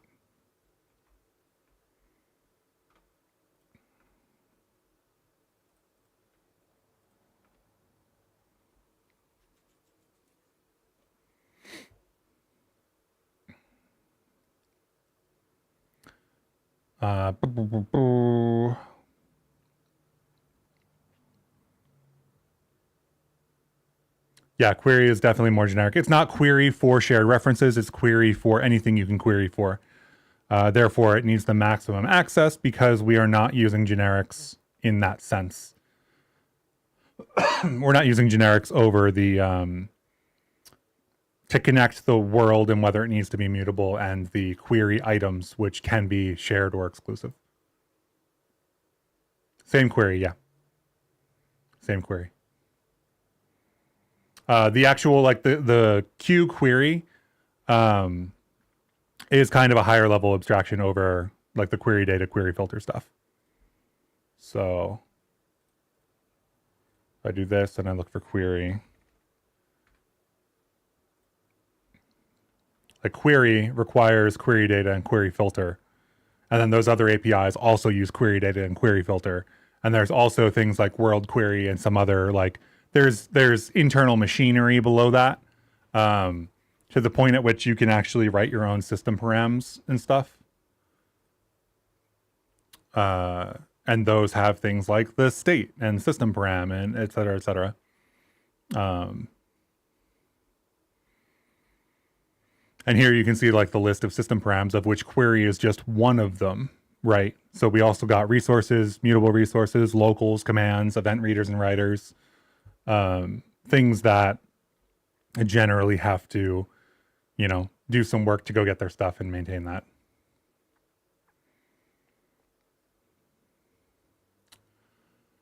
Is there a way to use world for static lifetime? I mean, the world is created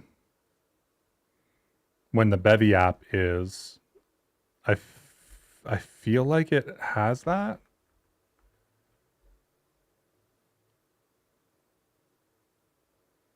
Yeah, layers like an onion. Yeah. There's like there's a whole bunch of stuff beneath the surface. There's like the user level APIs, and then there's how everything's implemented. And then how everything's implemented is actually implemented so that you can do your own like really low level stuff, which is one of the really, really, really nice parts of Bevy. When people talk about like, so TinyGlade, right? They replaced the entire renderer, but all of Bevy works like that. So if there's any given piece that you don't want to use, you don't have to use it, right? Some things are harder to replace than others. So like, you know, if you replace transform completely and you don't use transform at all, you know, maybe that's a little bit more of an issue. But there's nothing stopping you from like just picking a piece and, you know, you could write your own Bevy sprite, right? If you didn't like the Bevy sprite implementation and just use that instead.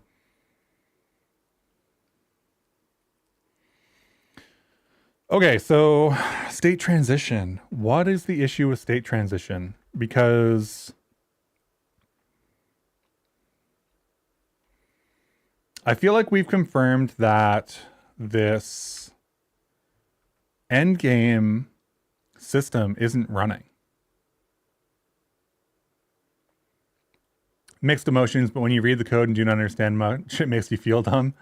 But he is probably right. I think that's referring to me. Everything is relative. Yeah, I think that. So I will say that that is universal, right? Like reading code that you haven't spent the time with to understand yet is like meeting a wall, right? Especially with no explanation, you know? If you're just like dive into the code and you're like, what does this rendering stuff do? It's very tough to figure out because there's a lot of context and like things that are not explicitly stated, right? Like, why do you have a shared vertice buffer now? What is that? How am I supposed to work with meshes now? Et cetera, et cetera. So I think that for me at least, it's not surprising when I jump into a new domain or new batch of code to feel like it's complicated or feel like it's hard to understand. It's just that I haven't spent enough time on it yet. You love Bevy for how it's written. Might seem complicated or complex, sorry, but everything is consistent. I don't know that everything's consistent. I don't know that it needs to be either.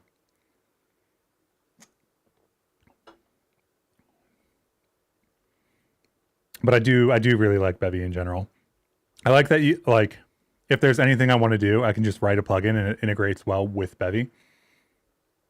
And if I wanted to do like ray tracing, like people have built ray tracing backends for Bevy and like turn them on via feature flag, which is sick. And that'll make it easier to do things, I think, in the future, like supporting consoles and whatnot. I don't know much about supporting consoles, so take that with a huge grain of salt. But I think that will help. So we've got board shift. Let's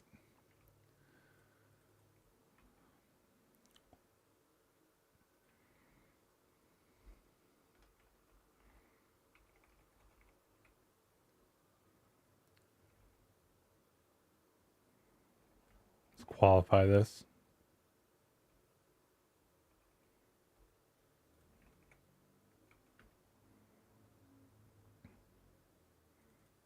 Oh, I have to declare tracing to use that. That's well, I don't want to declare tracing right now, so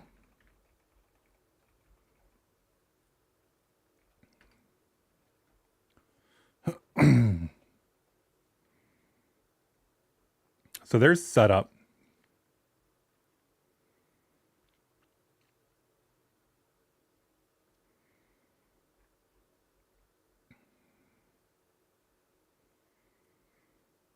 Right? So we've got a command queue that we've built up. So this is a queue of commands that need to be applied at some point. We've got the initial state of the world. Then we apply the command queue. Setup runs after, you know, Bevy's internal stuff does, which is this logout. Update runs stuff.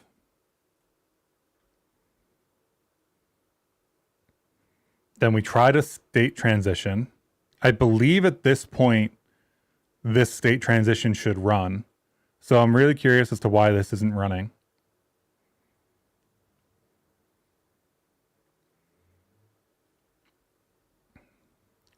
That's the big ticket for you. Most, all maybe, of Bevy's functionality are written more or less the same way you'd have wanted to write it if you'd done it yourself. Cool.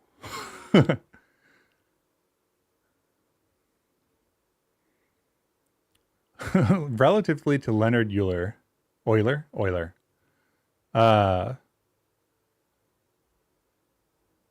You're very, very, very dumb. I don't like that description of anybody. I don't think it's that people are dumb, right? I think it's that unfamiliarity breeds the same feeling that you would get, right? Because if you were actually dumb, you wouldn't be able to recognize it, right? If you were somehow unable to deal with it, you wouldn't be able to recognize that you were unable to deal with it. I really do think it's just a level of familiarity. If you are a person who dives into the internals of Bevy, then you are going to be a person who is comfortable diving into the internals of Bevy. That's just how it is. You know, if you're not somebody that dives in very often, then it's going to be tougher. And obviously all of the same constraints like apply, right? When there's documentation, it's easier to understand. When there's no documentation, you kind of have to just guess at what somebody meant.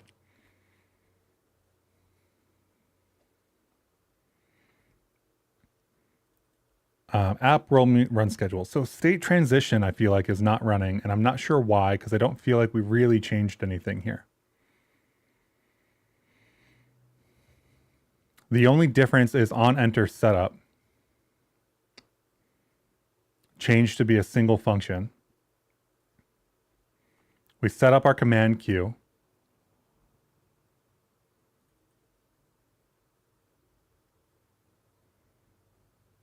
I remember at some point in the past this needed to run twice for a previous incantation. But this is not like...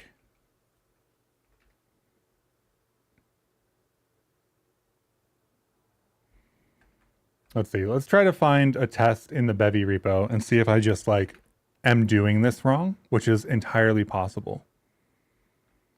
Let's look for command or look for state transition.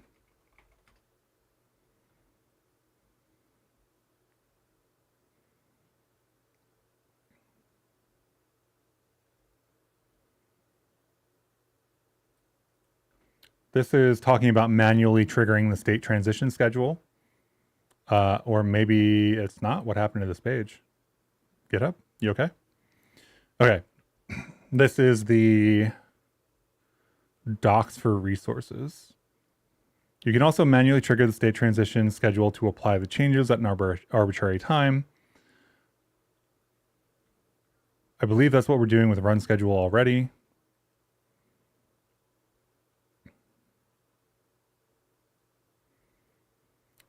Yeah, because state transition runs in pre-update. So if you have a state transition scheduled in one frame, you need to wait until the next frame for it to actually apply, but you can just run state transition yourself to force that to happen. Big blocker for you in game development has been the magic of game engines. With Bevy, it's not magic, it's just more Rust code. Yeah, it being open source and just being able to click into the source code and read it and all that stuff is absurdly nice, right? Like I write my game in Rust and the game engine is in Rust, and both of those things are totally valid, etc. It's really nice. I don't know that that's true of most other main engines, right? Like if you're doing Unreal, you might be doing blueprints. If you're doing Unity, you might be doing C# or something, or I guess they support other things like Boo and stuff too, but C# is their default these days. But like the core of the engine isn't written in C#. And where's Unity's source code, right? That kind of thing. Like you can get Unreal Engine source code and whatever, but it's written in C, you know, not in blueprints.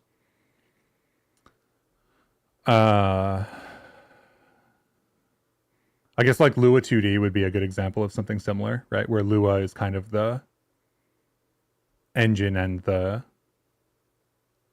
game code.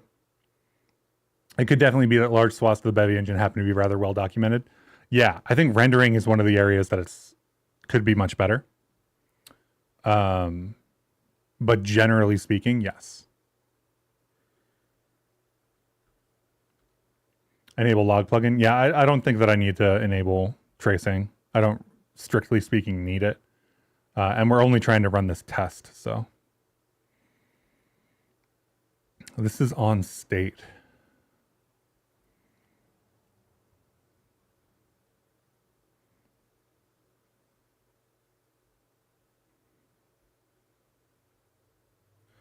Oh, you know what it might be? No, it can't be that. Okay. We do get into the playing state, and that's on startup, so we should be fine there. The only other thing I could think of would be due to how the state stuff works if we were doing something too early, but I don't think that's true. Because we're running on startup, and or startup, which is a custom startup, which is notable because using regular startup runs at a different time.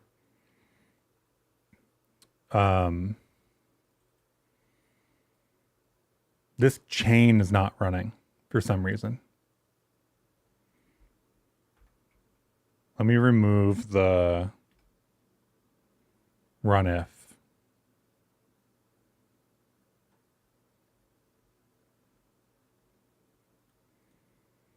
I feel like I'm very confused as to why this set of systems is not running. In our test, specifically. Because we're good if we don't run the test. Right? Like all those systems are running, everything works. So like the game works, right? There's some kind of issue with the test, specifically.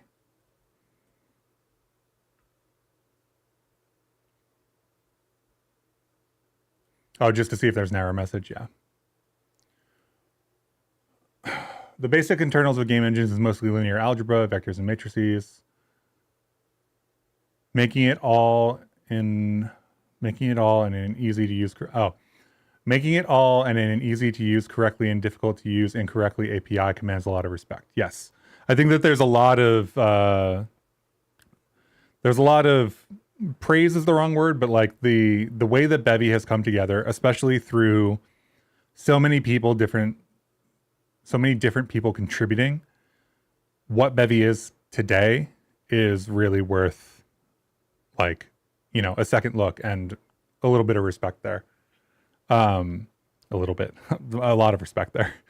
Not that everything is perfect or anything like that, but the future of Bevy looks bright for a variety of reasons.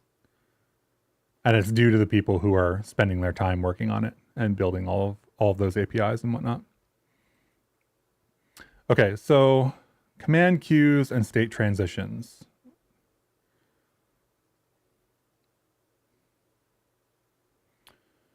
What else is useful here? The updates run here. So let's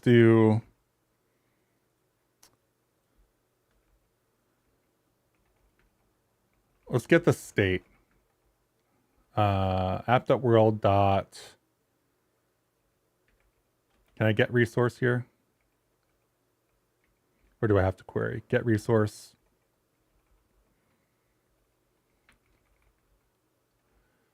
Next state, run state.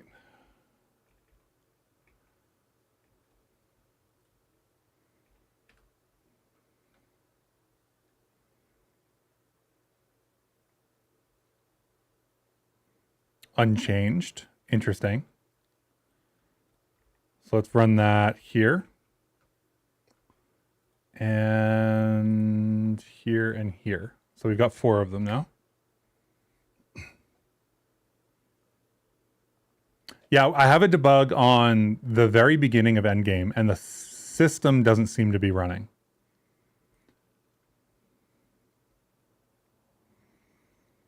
Unchanged, unchanged, unchanged, unchanged.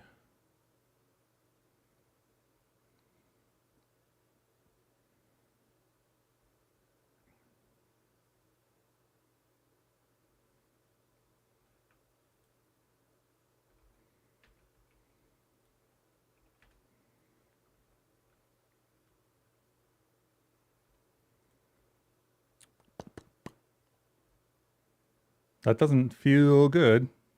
What is going wrong here?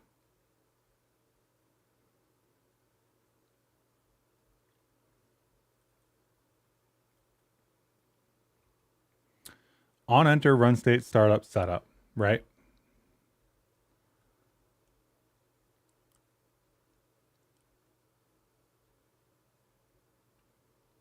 On enter, run state, startup, setup. Init state, run state. This should also happen down there. Init state, run state.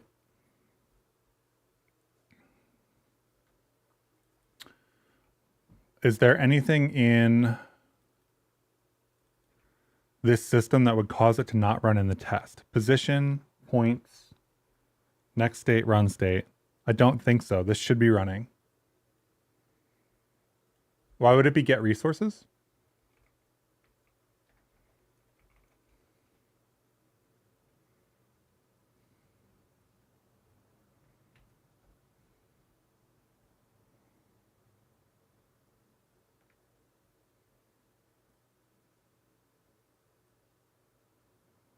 I'm checking the next state to see if it's registering first before I go check the like actual state.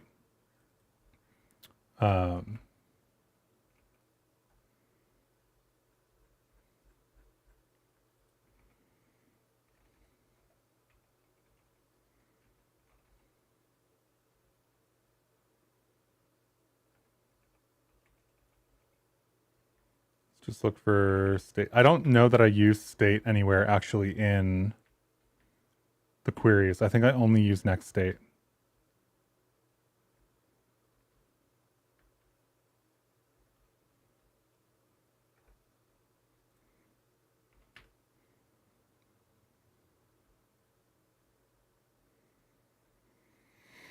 Yeah, so startup, kicks into gear, startup, setup runs, and then we're in playing, still in playing.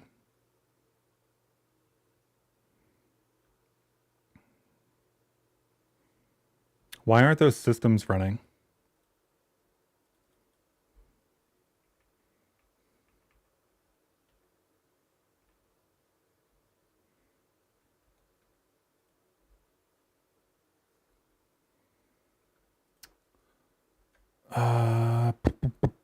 Command Q apply app.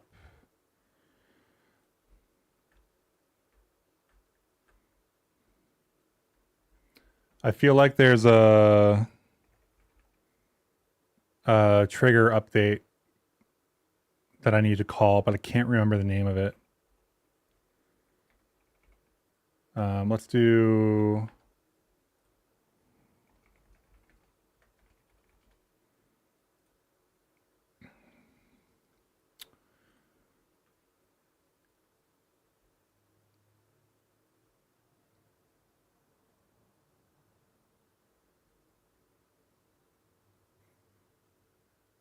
I'm adding the systems to the test app. Oh, you mean the...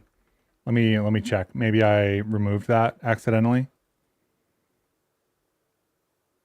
Oh no. Oh no. Am I... Yeek.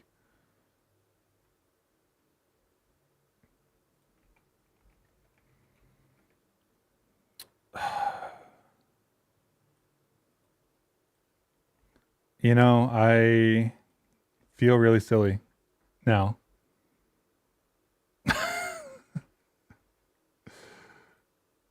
What did I do?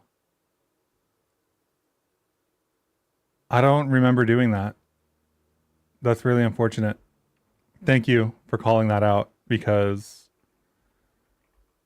well, I wasn't seeing it. It's like, it's not running. Obviously, it's not running. I removed it from the app. Our test passed again. Thank you.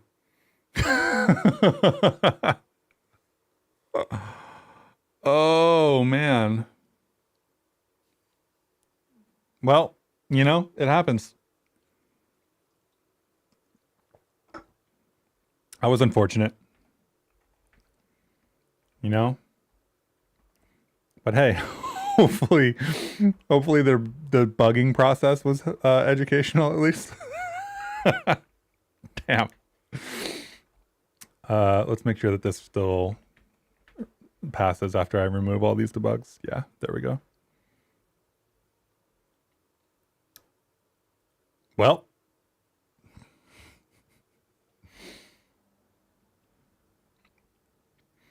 I think we need all of this stuff still.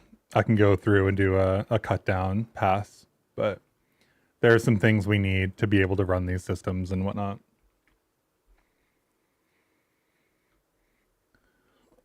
No. That's so I'm never on stream expecting to get a ton done.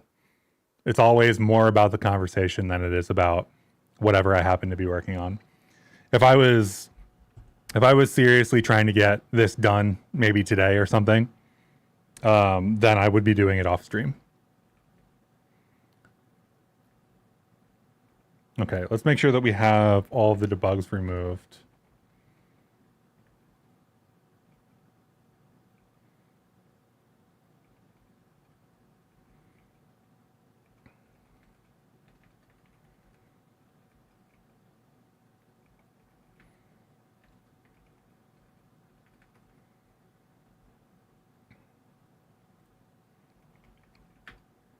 Okay, so the change we made here, we removed all of the setup system into one system. That allows us to get rid of .chain. I think that's fine. I think there's not enough worth splitting up there. Just kind of makes it a little bit, I don't know. I think I probably split that up in my own app, but for an educational resource, I don't think it's necessary. So then we get rid of start play. We expand setup to include what it's needed. We get rid of spawn board by itself because that's now in setup. And then we set the playing state. And then our test is updated to run setup instead of the other one. And I think that's accurate.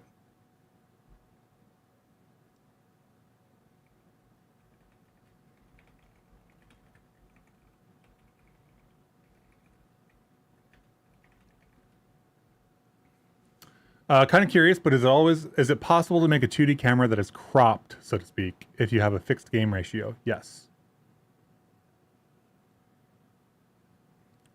You've tried those, but they seem to not render anything. Maybe you ought to read more into it and set it up properly. So, I almost certainly know what you ran into. You're using 0.14, right? And you tried to update the scaling mode, but what you didn't realize is that there's a frustum culling for 2D that you need to also specify if you specify the scaling mode.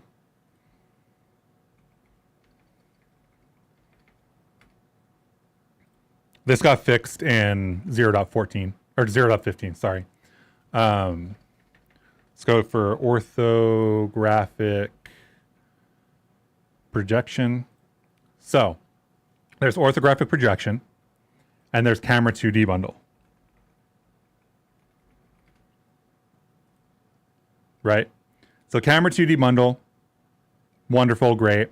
If we look at the source for this, or I guess we can't look at the source for that because the doc's never built for 0.14.2. If we look at the default for camera 2D bundle, the projection for the orthographic projection uses a far clipping plane and a near clipping plane of 1,000 and negative 1,000. This is the issue. You didn't do this. There's no way you would have known to do this, but this is the issue. If you look at the default implementation on orthographic,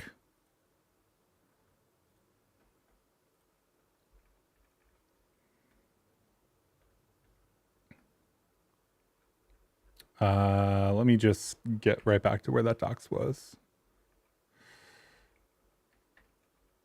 Orthographic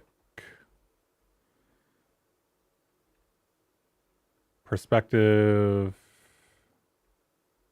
orthographic, here we go. So near defaults to 0 and far defaults to 1,000. This is the issue. With orthographic, its default is 0 and 1,000, but for camera 2D, its default is 1,000 and negative 1,000. So if you change the scaling mode, because that's hidden inside of this struct, you also have to reset these two. Now in 0.15, that changes. In 0.15,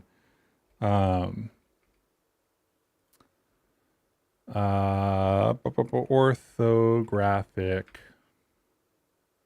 projection.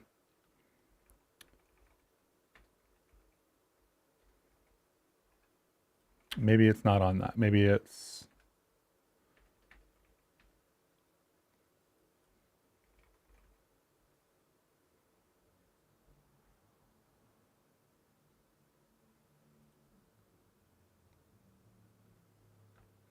that's because I'm still on 0.14. Why did I do that? Default 2D. The orthographic projection in 0.15 has default 2D and default 3D and doesn't implement default.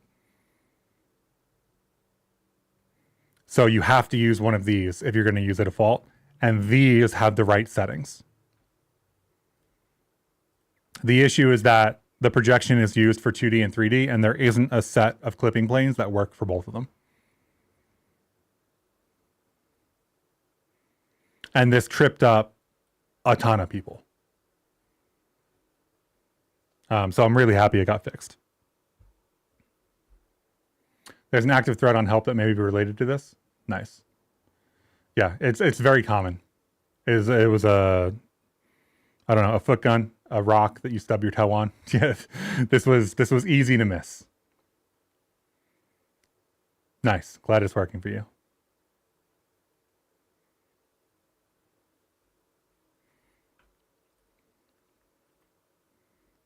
Really happy that got fixed. Because people ran into it all the time.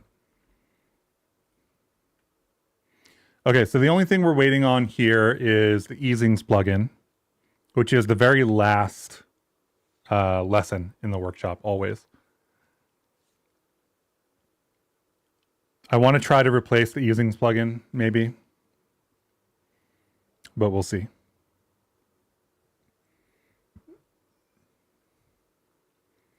Yeah, it's hard to make an engine without taking into account every possibility of how people use it. Yeah, I mean, especially a modular engine, you know, anybody can combine anything in any different way. I think that this change was a nice change for sure.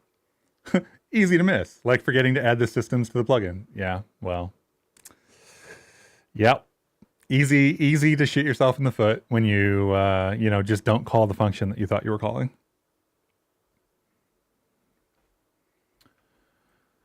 Okay. I think 2048 is pretty much ready to go. We've got a writer here. This is the update to the sections API. Actually, I think I changed this.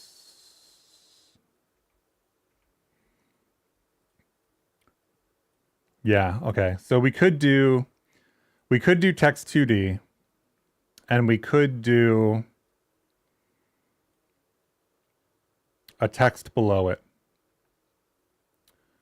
But why didn't I do this? I feel like there was a reason I didn't actually do this. So then we would query for the text span with tile text. And we would also have to query for points. And then we would have to iter ancestors. And I don't know that that's better.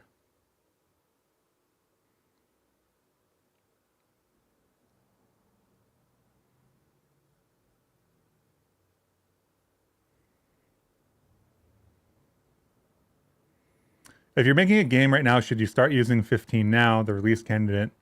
It really depends. It really, really depends. I think if you're going to use ecosystem crates, right? If you're going to use, I don't know, Bevy ECS tile map or Bevy asset loader or Bevy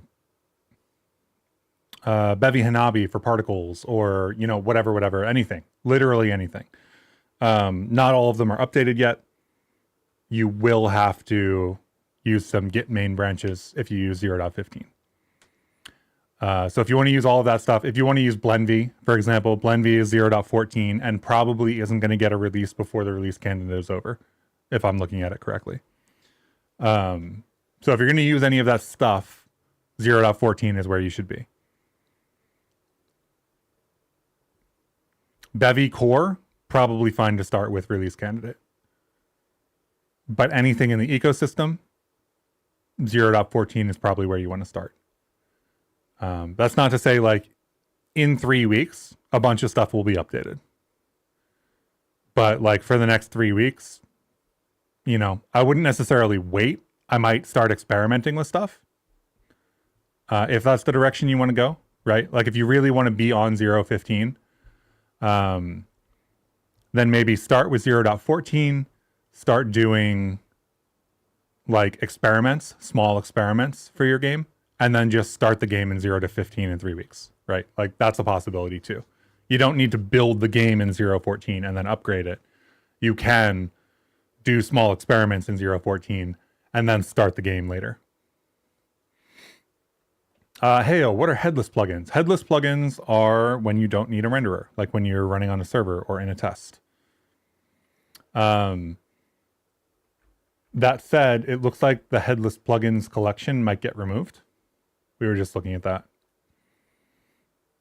So there's minimal, headless, and default right now, which are just sets of plugins. Default is like basically everything. Minimal is like as little as you would need. And then headless was slightly more than minimal, slightly less than default. Specifically rendering not included in headless. There's this issue though, and this is in 0.15. I don't know what's going to happen here. I don't know if this is going to get removed before the release or not.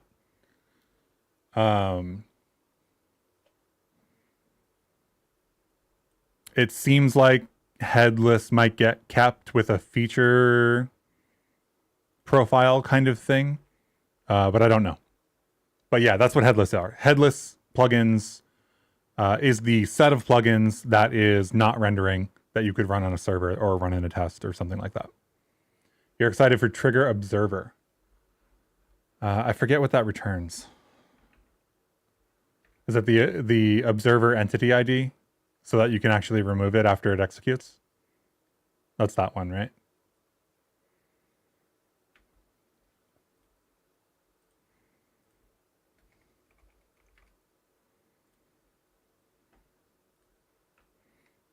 Returns the entity that observed the event. So yes, this is the observer. So if you're unfamiliar with observers, observers are actually their own entities, and observer is a component on that entity. So if you add an observer to something, you're not actually adding it to that entity. You are watching that entity, and the observer itself is a completely separate entity. And before, we didn't have a way to figure out which entity was handling the event, which was tough because then you couldn't like respond to an event and then remove the observer in the same handler. You had to do some workaround. You're going to add children. You're going to add children to the observer entity. What's the use case for that? What are you adding? I guess more observers would be the way, so that you could theoretically despawn recursive on the root and clean up all of the logic. Is that what you're doing? Organizational, yeah. That's interesting. That's interesting from an organizational perspective.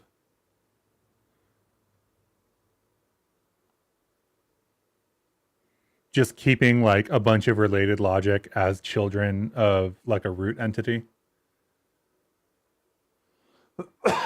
So then you're manually spawning your observers in, right?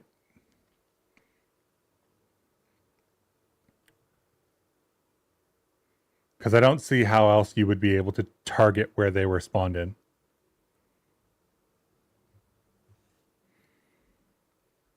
You must not be using the higher level APIs.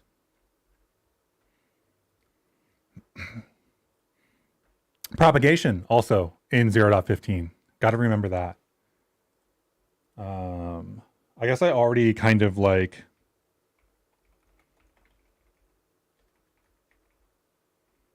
covered propagation in the observer video, so I don't really need to make another video. But I could cover the final API, I guess.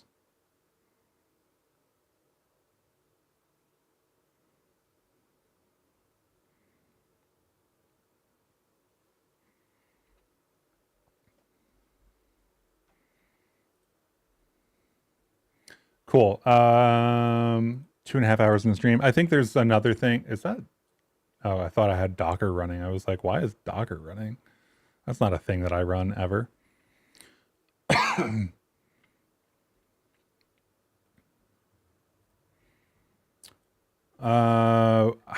Dang, you know what I don't think I did? I don't think I updated my Rust version.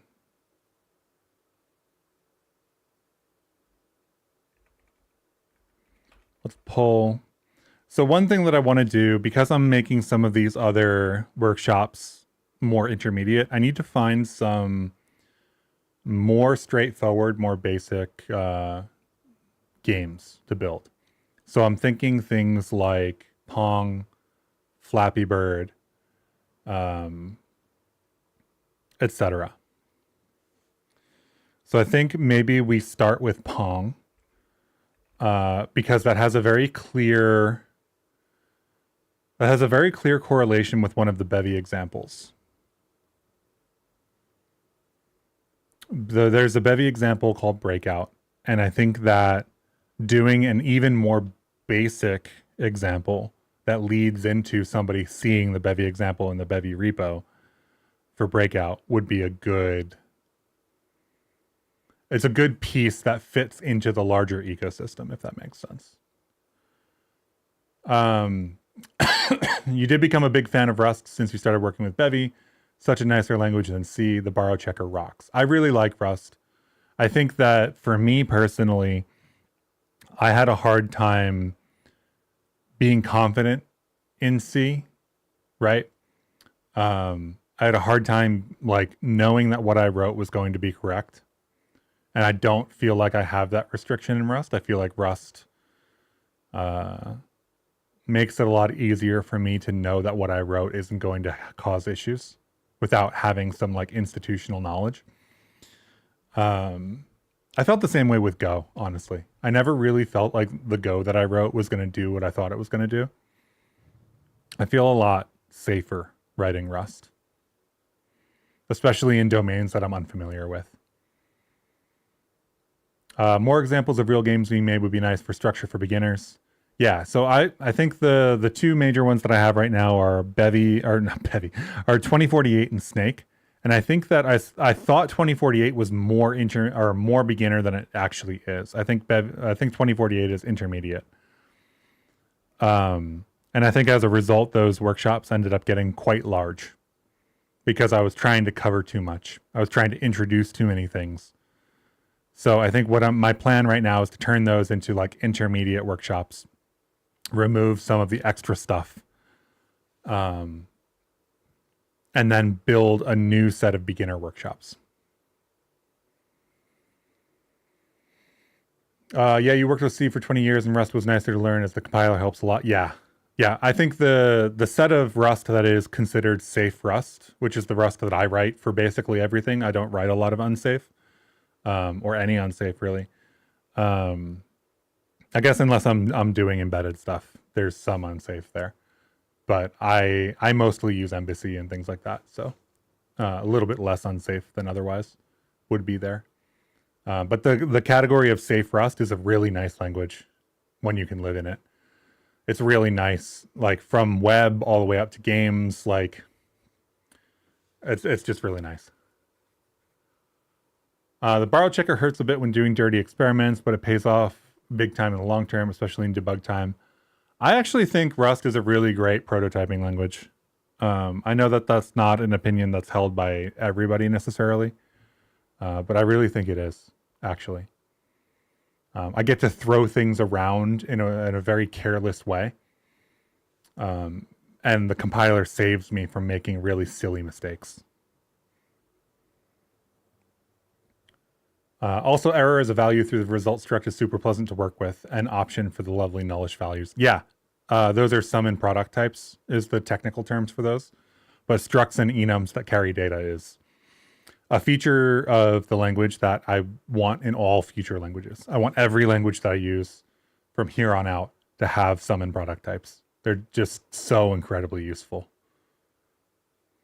Those were things that I knew from Haskell.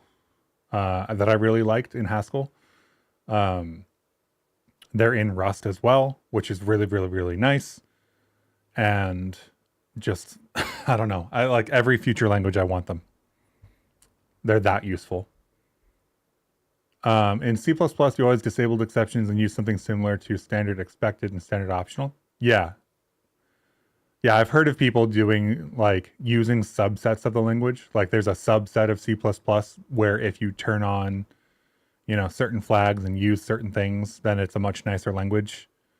I just don't know what that set of things is. Unwrap for the win for prototyping. Yes, absolutely. The definition of types with generics in C++ standard are unreadable. I think that's fair to say if that's your experience. I think people say that about Rust too. I think that something being unreadable is kind of a personal perspective. So anything can be unreadable. Rust, C++, C, anything else. I need some water, so I'm going to put up my BRB screen, but I will be back in 60 seconds.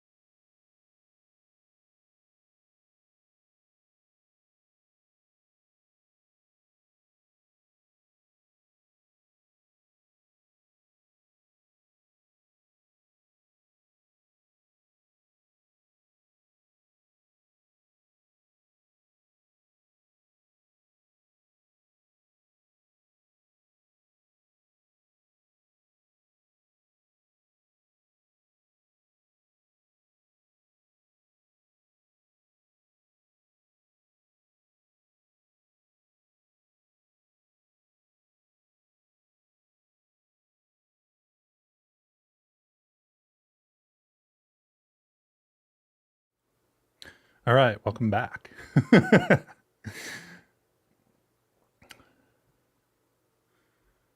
Standard expected is similar to the Rust result. Standard optional similar to Rust option. Standard variant similar to enums. Yeah. It's very nice. Very nice to see more languages getting that kind of thing.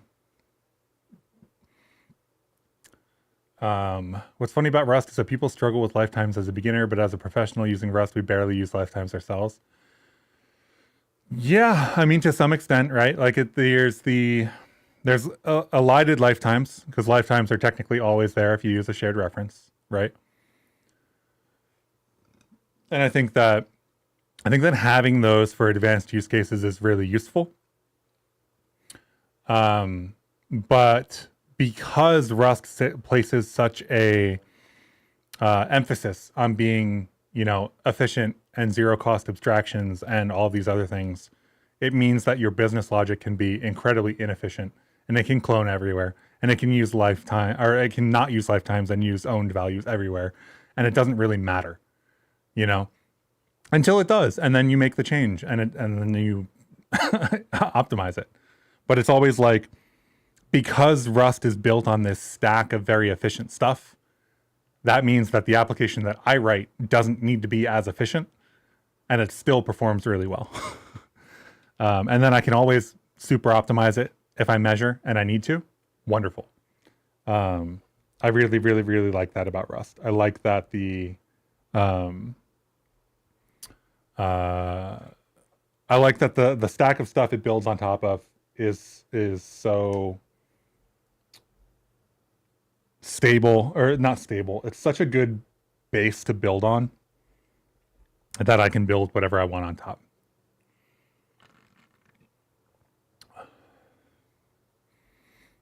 Also, hey, you've been lurking the whole time, just working your own stuff. Yeah, appreciate lurkers too. Anybody that's here that doesn't really chat, totally appreciate you being here. If you like it, then, occasionally leave a comment. Let me know that you're enjoying it, but happy to have anybody that's just lurking, just hanging out. If this is a co-working session for you, other streams are a co-working session for me, so I appreciate you. So many things are made nowadays with Rust. Yeah, Rust is a really great language. I think that one of the things that the Rust Conf, like closing keynotes and stuff, came with is like, Rust can be used for operating systems and networking code and low-level stuff. And it can also be used for games and websites and WASM and very high-level stuff and web APIs.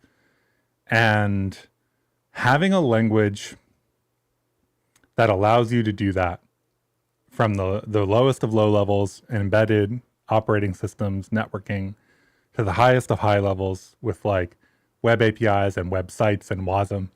It's just really, really enticing to have a language that I can take and go do anything with.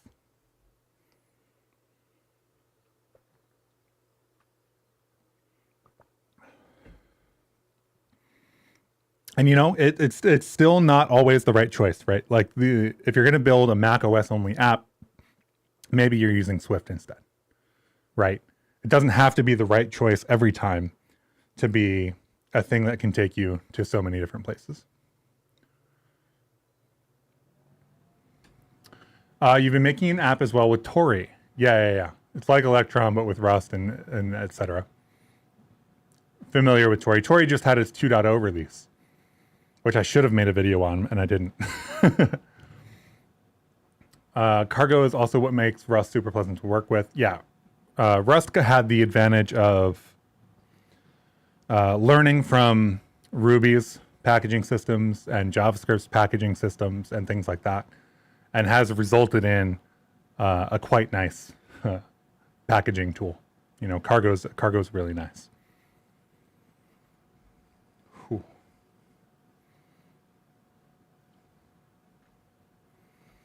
All right, I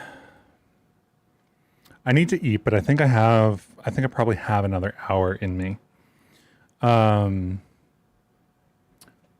one thing that I want to do, which I probably should have done already, I should have updated Rust. Cargo run example, was it breakout? Yeah. I'm going to update Rust since we just finished the 2048 stuff. This is going to take a second. So if anybody has questions, now is a good time.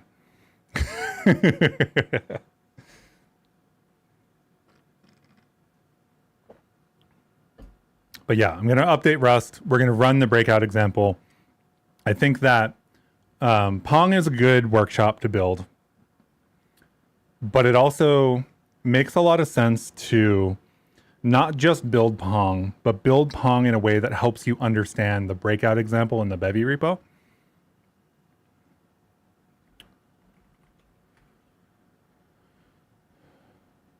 Ooh, I already had that open somewhere. Where are we? We're on that one.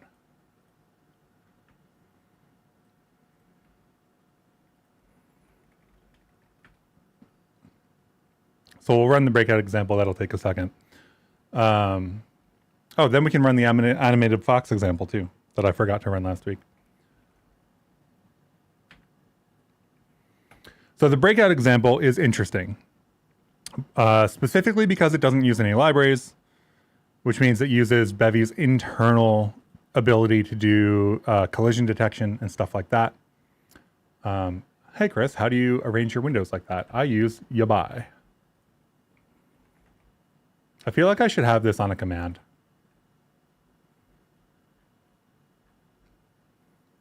I use this on Mac OS. I should have a command that just lists that stuff.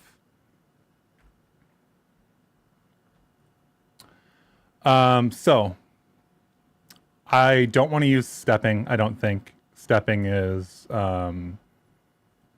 probably a whole different workshop, honestly. Editor, window manager, TTY, and shell, you think? Instead of just one, just like tools. Oh, let's get rid of the audio.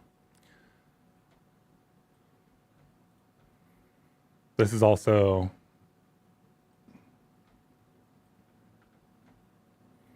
so this has, you know, the basics of whatever. It doesn't have how do I say this? The point scoring area, because this can just kind of drop. It also doesn't have the, how do I phrase this? You know how in Pong or like in Breakout, you usually can hit the paddle at a different angle to make it go in a different position, or to make the ball bounce in a different way? That's something this example doesn't have. What it does have is the bounding box, the AABB. It does have the ball collision with the paddle and the sides. It does have score, so collision with the tiles and stuff.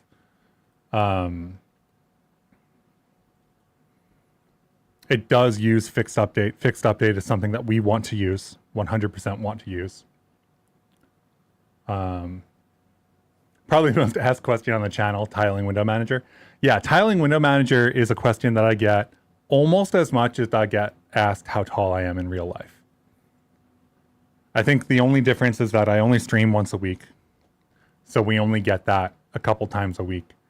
But every time I leave my apartment, I get asked how tall I am.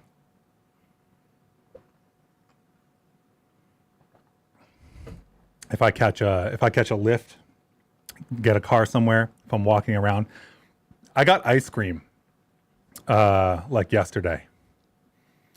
Not yesterday, a couple days ago. And as I was walking back, somebody was driving through an intersection and screamed out the side of their car window to ask how tall I was. So I'm standing there with my ice cream cone walking home and going, how tall are you? Screaming it back at a car.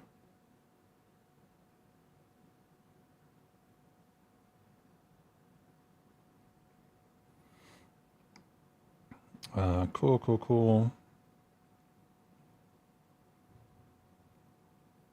Yada. Just checking my notifications to see if anybody's actually in need of anything. Doesn't look like it. Oh, you know what I have here though? Snack on pretzels. That's what we'll do.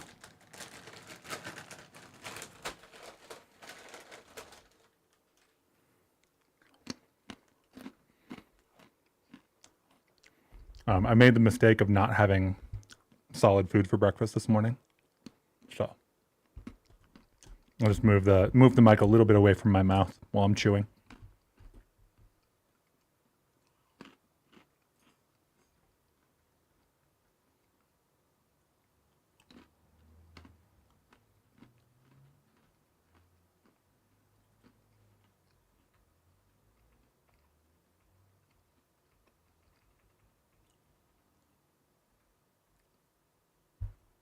So Collider here is a custom marker component.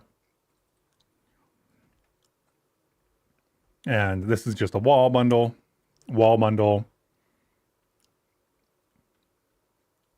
builds each of the side walls, I believe. But there's an AABB for collisions that is used in this example.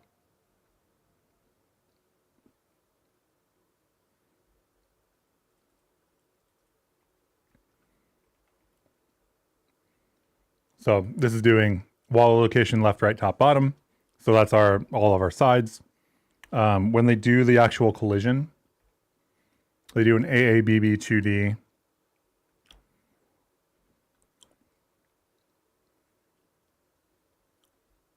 Good for us tall people are subconsciously perceived as a threat. Yeah.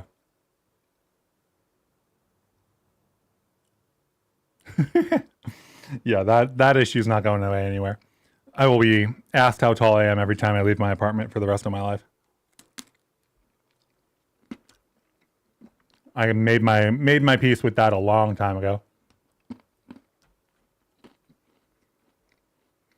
Okay. Check for collisions. I don't know if we're actually going to start Pong today. I am feeling the impact of not having had breakfast, honestly. So, check for collisions. Ball query. Velocity transform with ball. Collider query. Might be a brick, might be a wall. And then it fires collision events. They use an AABB, which is constructed in the system checking for collisions. So this is not like a, how do I say this? Like with Rapier or with Avian, you would construct colliders, and those colliders would be components on entities.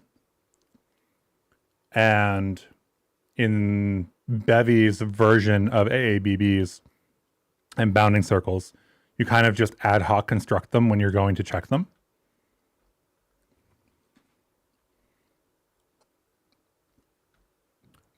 Which is fine. This all works. Ball collision is a system that does it intersect, does some checks. So there will be a little bit of math involved. We get a lot of these helper functions though, which is really nice. So basically the way the collision works, or the way I'll explain it, is like the ball actually has to enter the wall for us to detect it as a collision. And then we kind of have to do the calculation to like send it off in the other direction.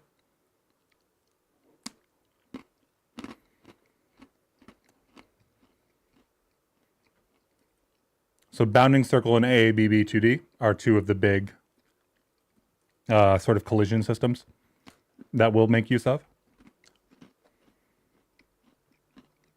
And then they use events. I don't know that we need events. We'll probably use observers.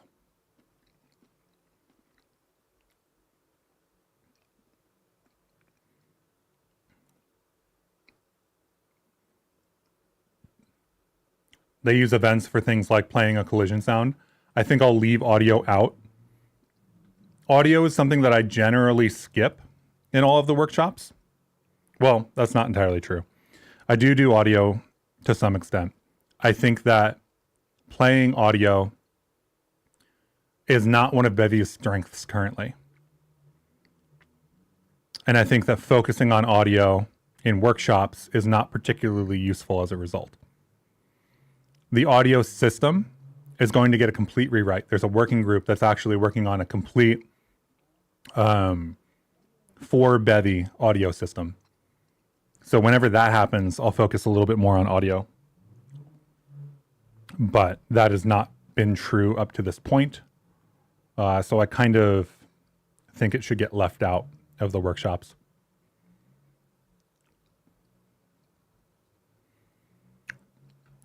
Keyboard input, probably going to be super basic like this as well. All I'm doing here is I'm making sure that however I decide to build Pong, that it translates to seeing things in this example. So there will be two paddles instead of one. There will be like arrow left and right and WASD for the different players. We're not doing networking or anything like that.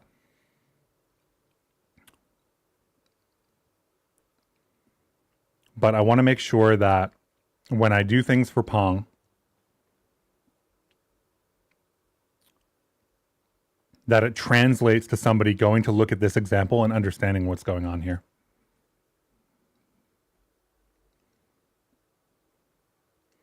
I think the only other thing that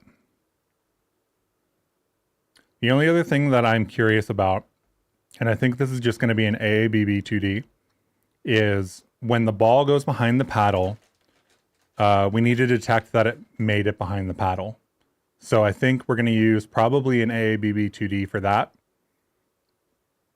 to basically create like what would effectively be a sensor in Avian or in Rapier.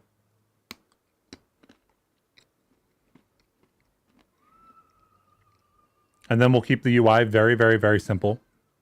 Probably two pieces of text, left and right.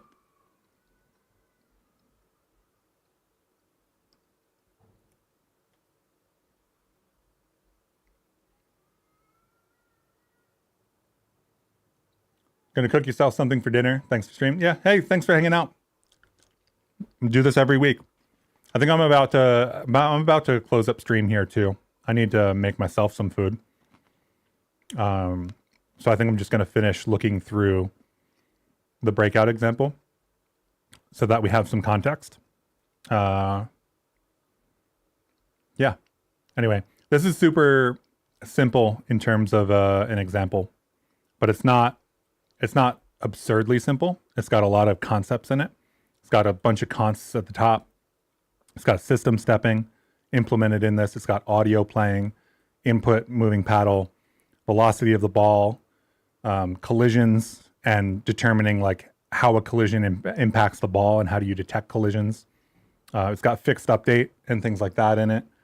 So there does need to be like, or there is room rather for a simpler version of this that then leads into, hey, after this, go check out this example, read it, understand it.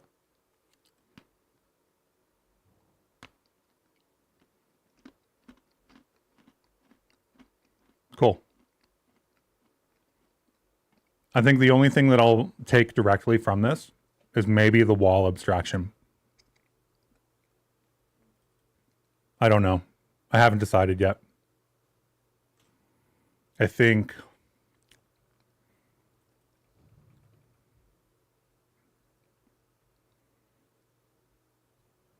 I'll end up needing something like this. So using the wall location and the wall abstraction, or the wall bundle or whatever. Well, the wall bundle isn't going to be used specifically because we'll use required components. So shrug. I think I'm going to do required.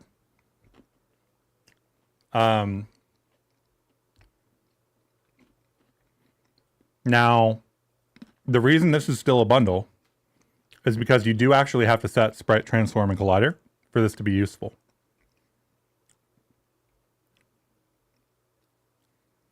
But that's set through wall location. So is it useful to even have that bundle?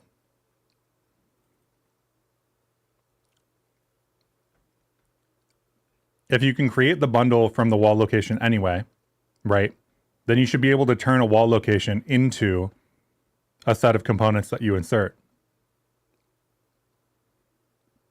directly. So I don't think this wall bundle abstraction is actually useful, right? Because wall location should be able to return its own bundle based on which side it is. So we don't actually need bundle, we need wall location components, right? Or we need to insert a wall location or something. So I don't know that I'll use that. I think I'll use required components overall, but I don't think we'll use the wall bundle, because this could just be like wall location left, like components or something, you know, or bundle or whatever.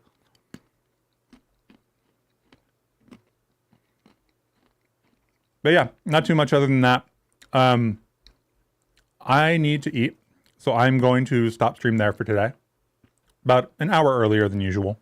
If you are not in the US, the stream starts later now. Starts an hour later, as we found out today. But yeah, we do this every Saturday for about 4 hours in my morning. If you are a lurker and you want to hang out, here's the Discord. And otherwise, I will catch you all next week. Have a great rest of your day.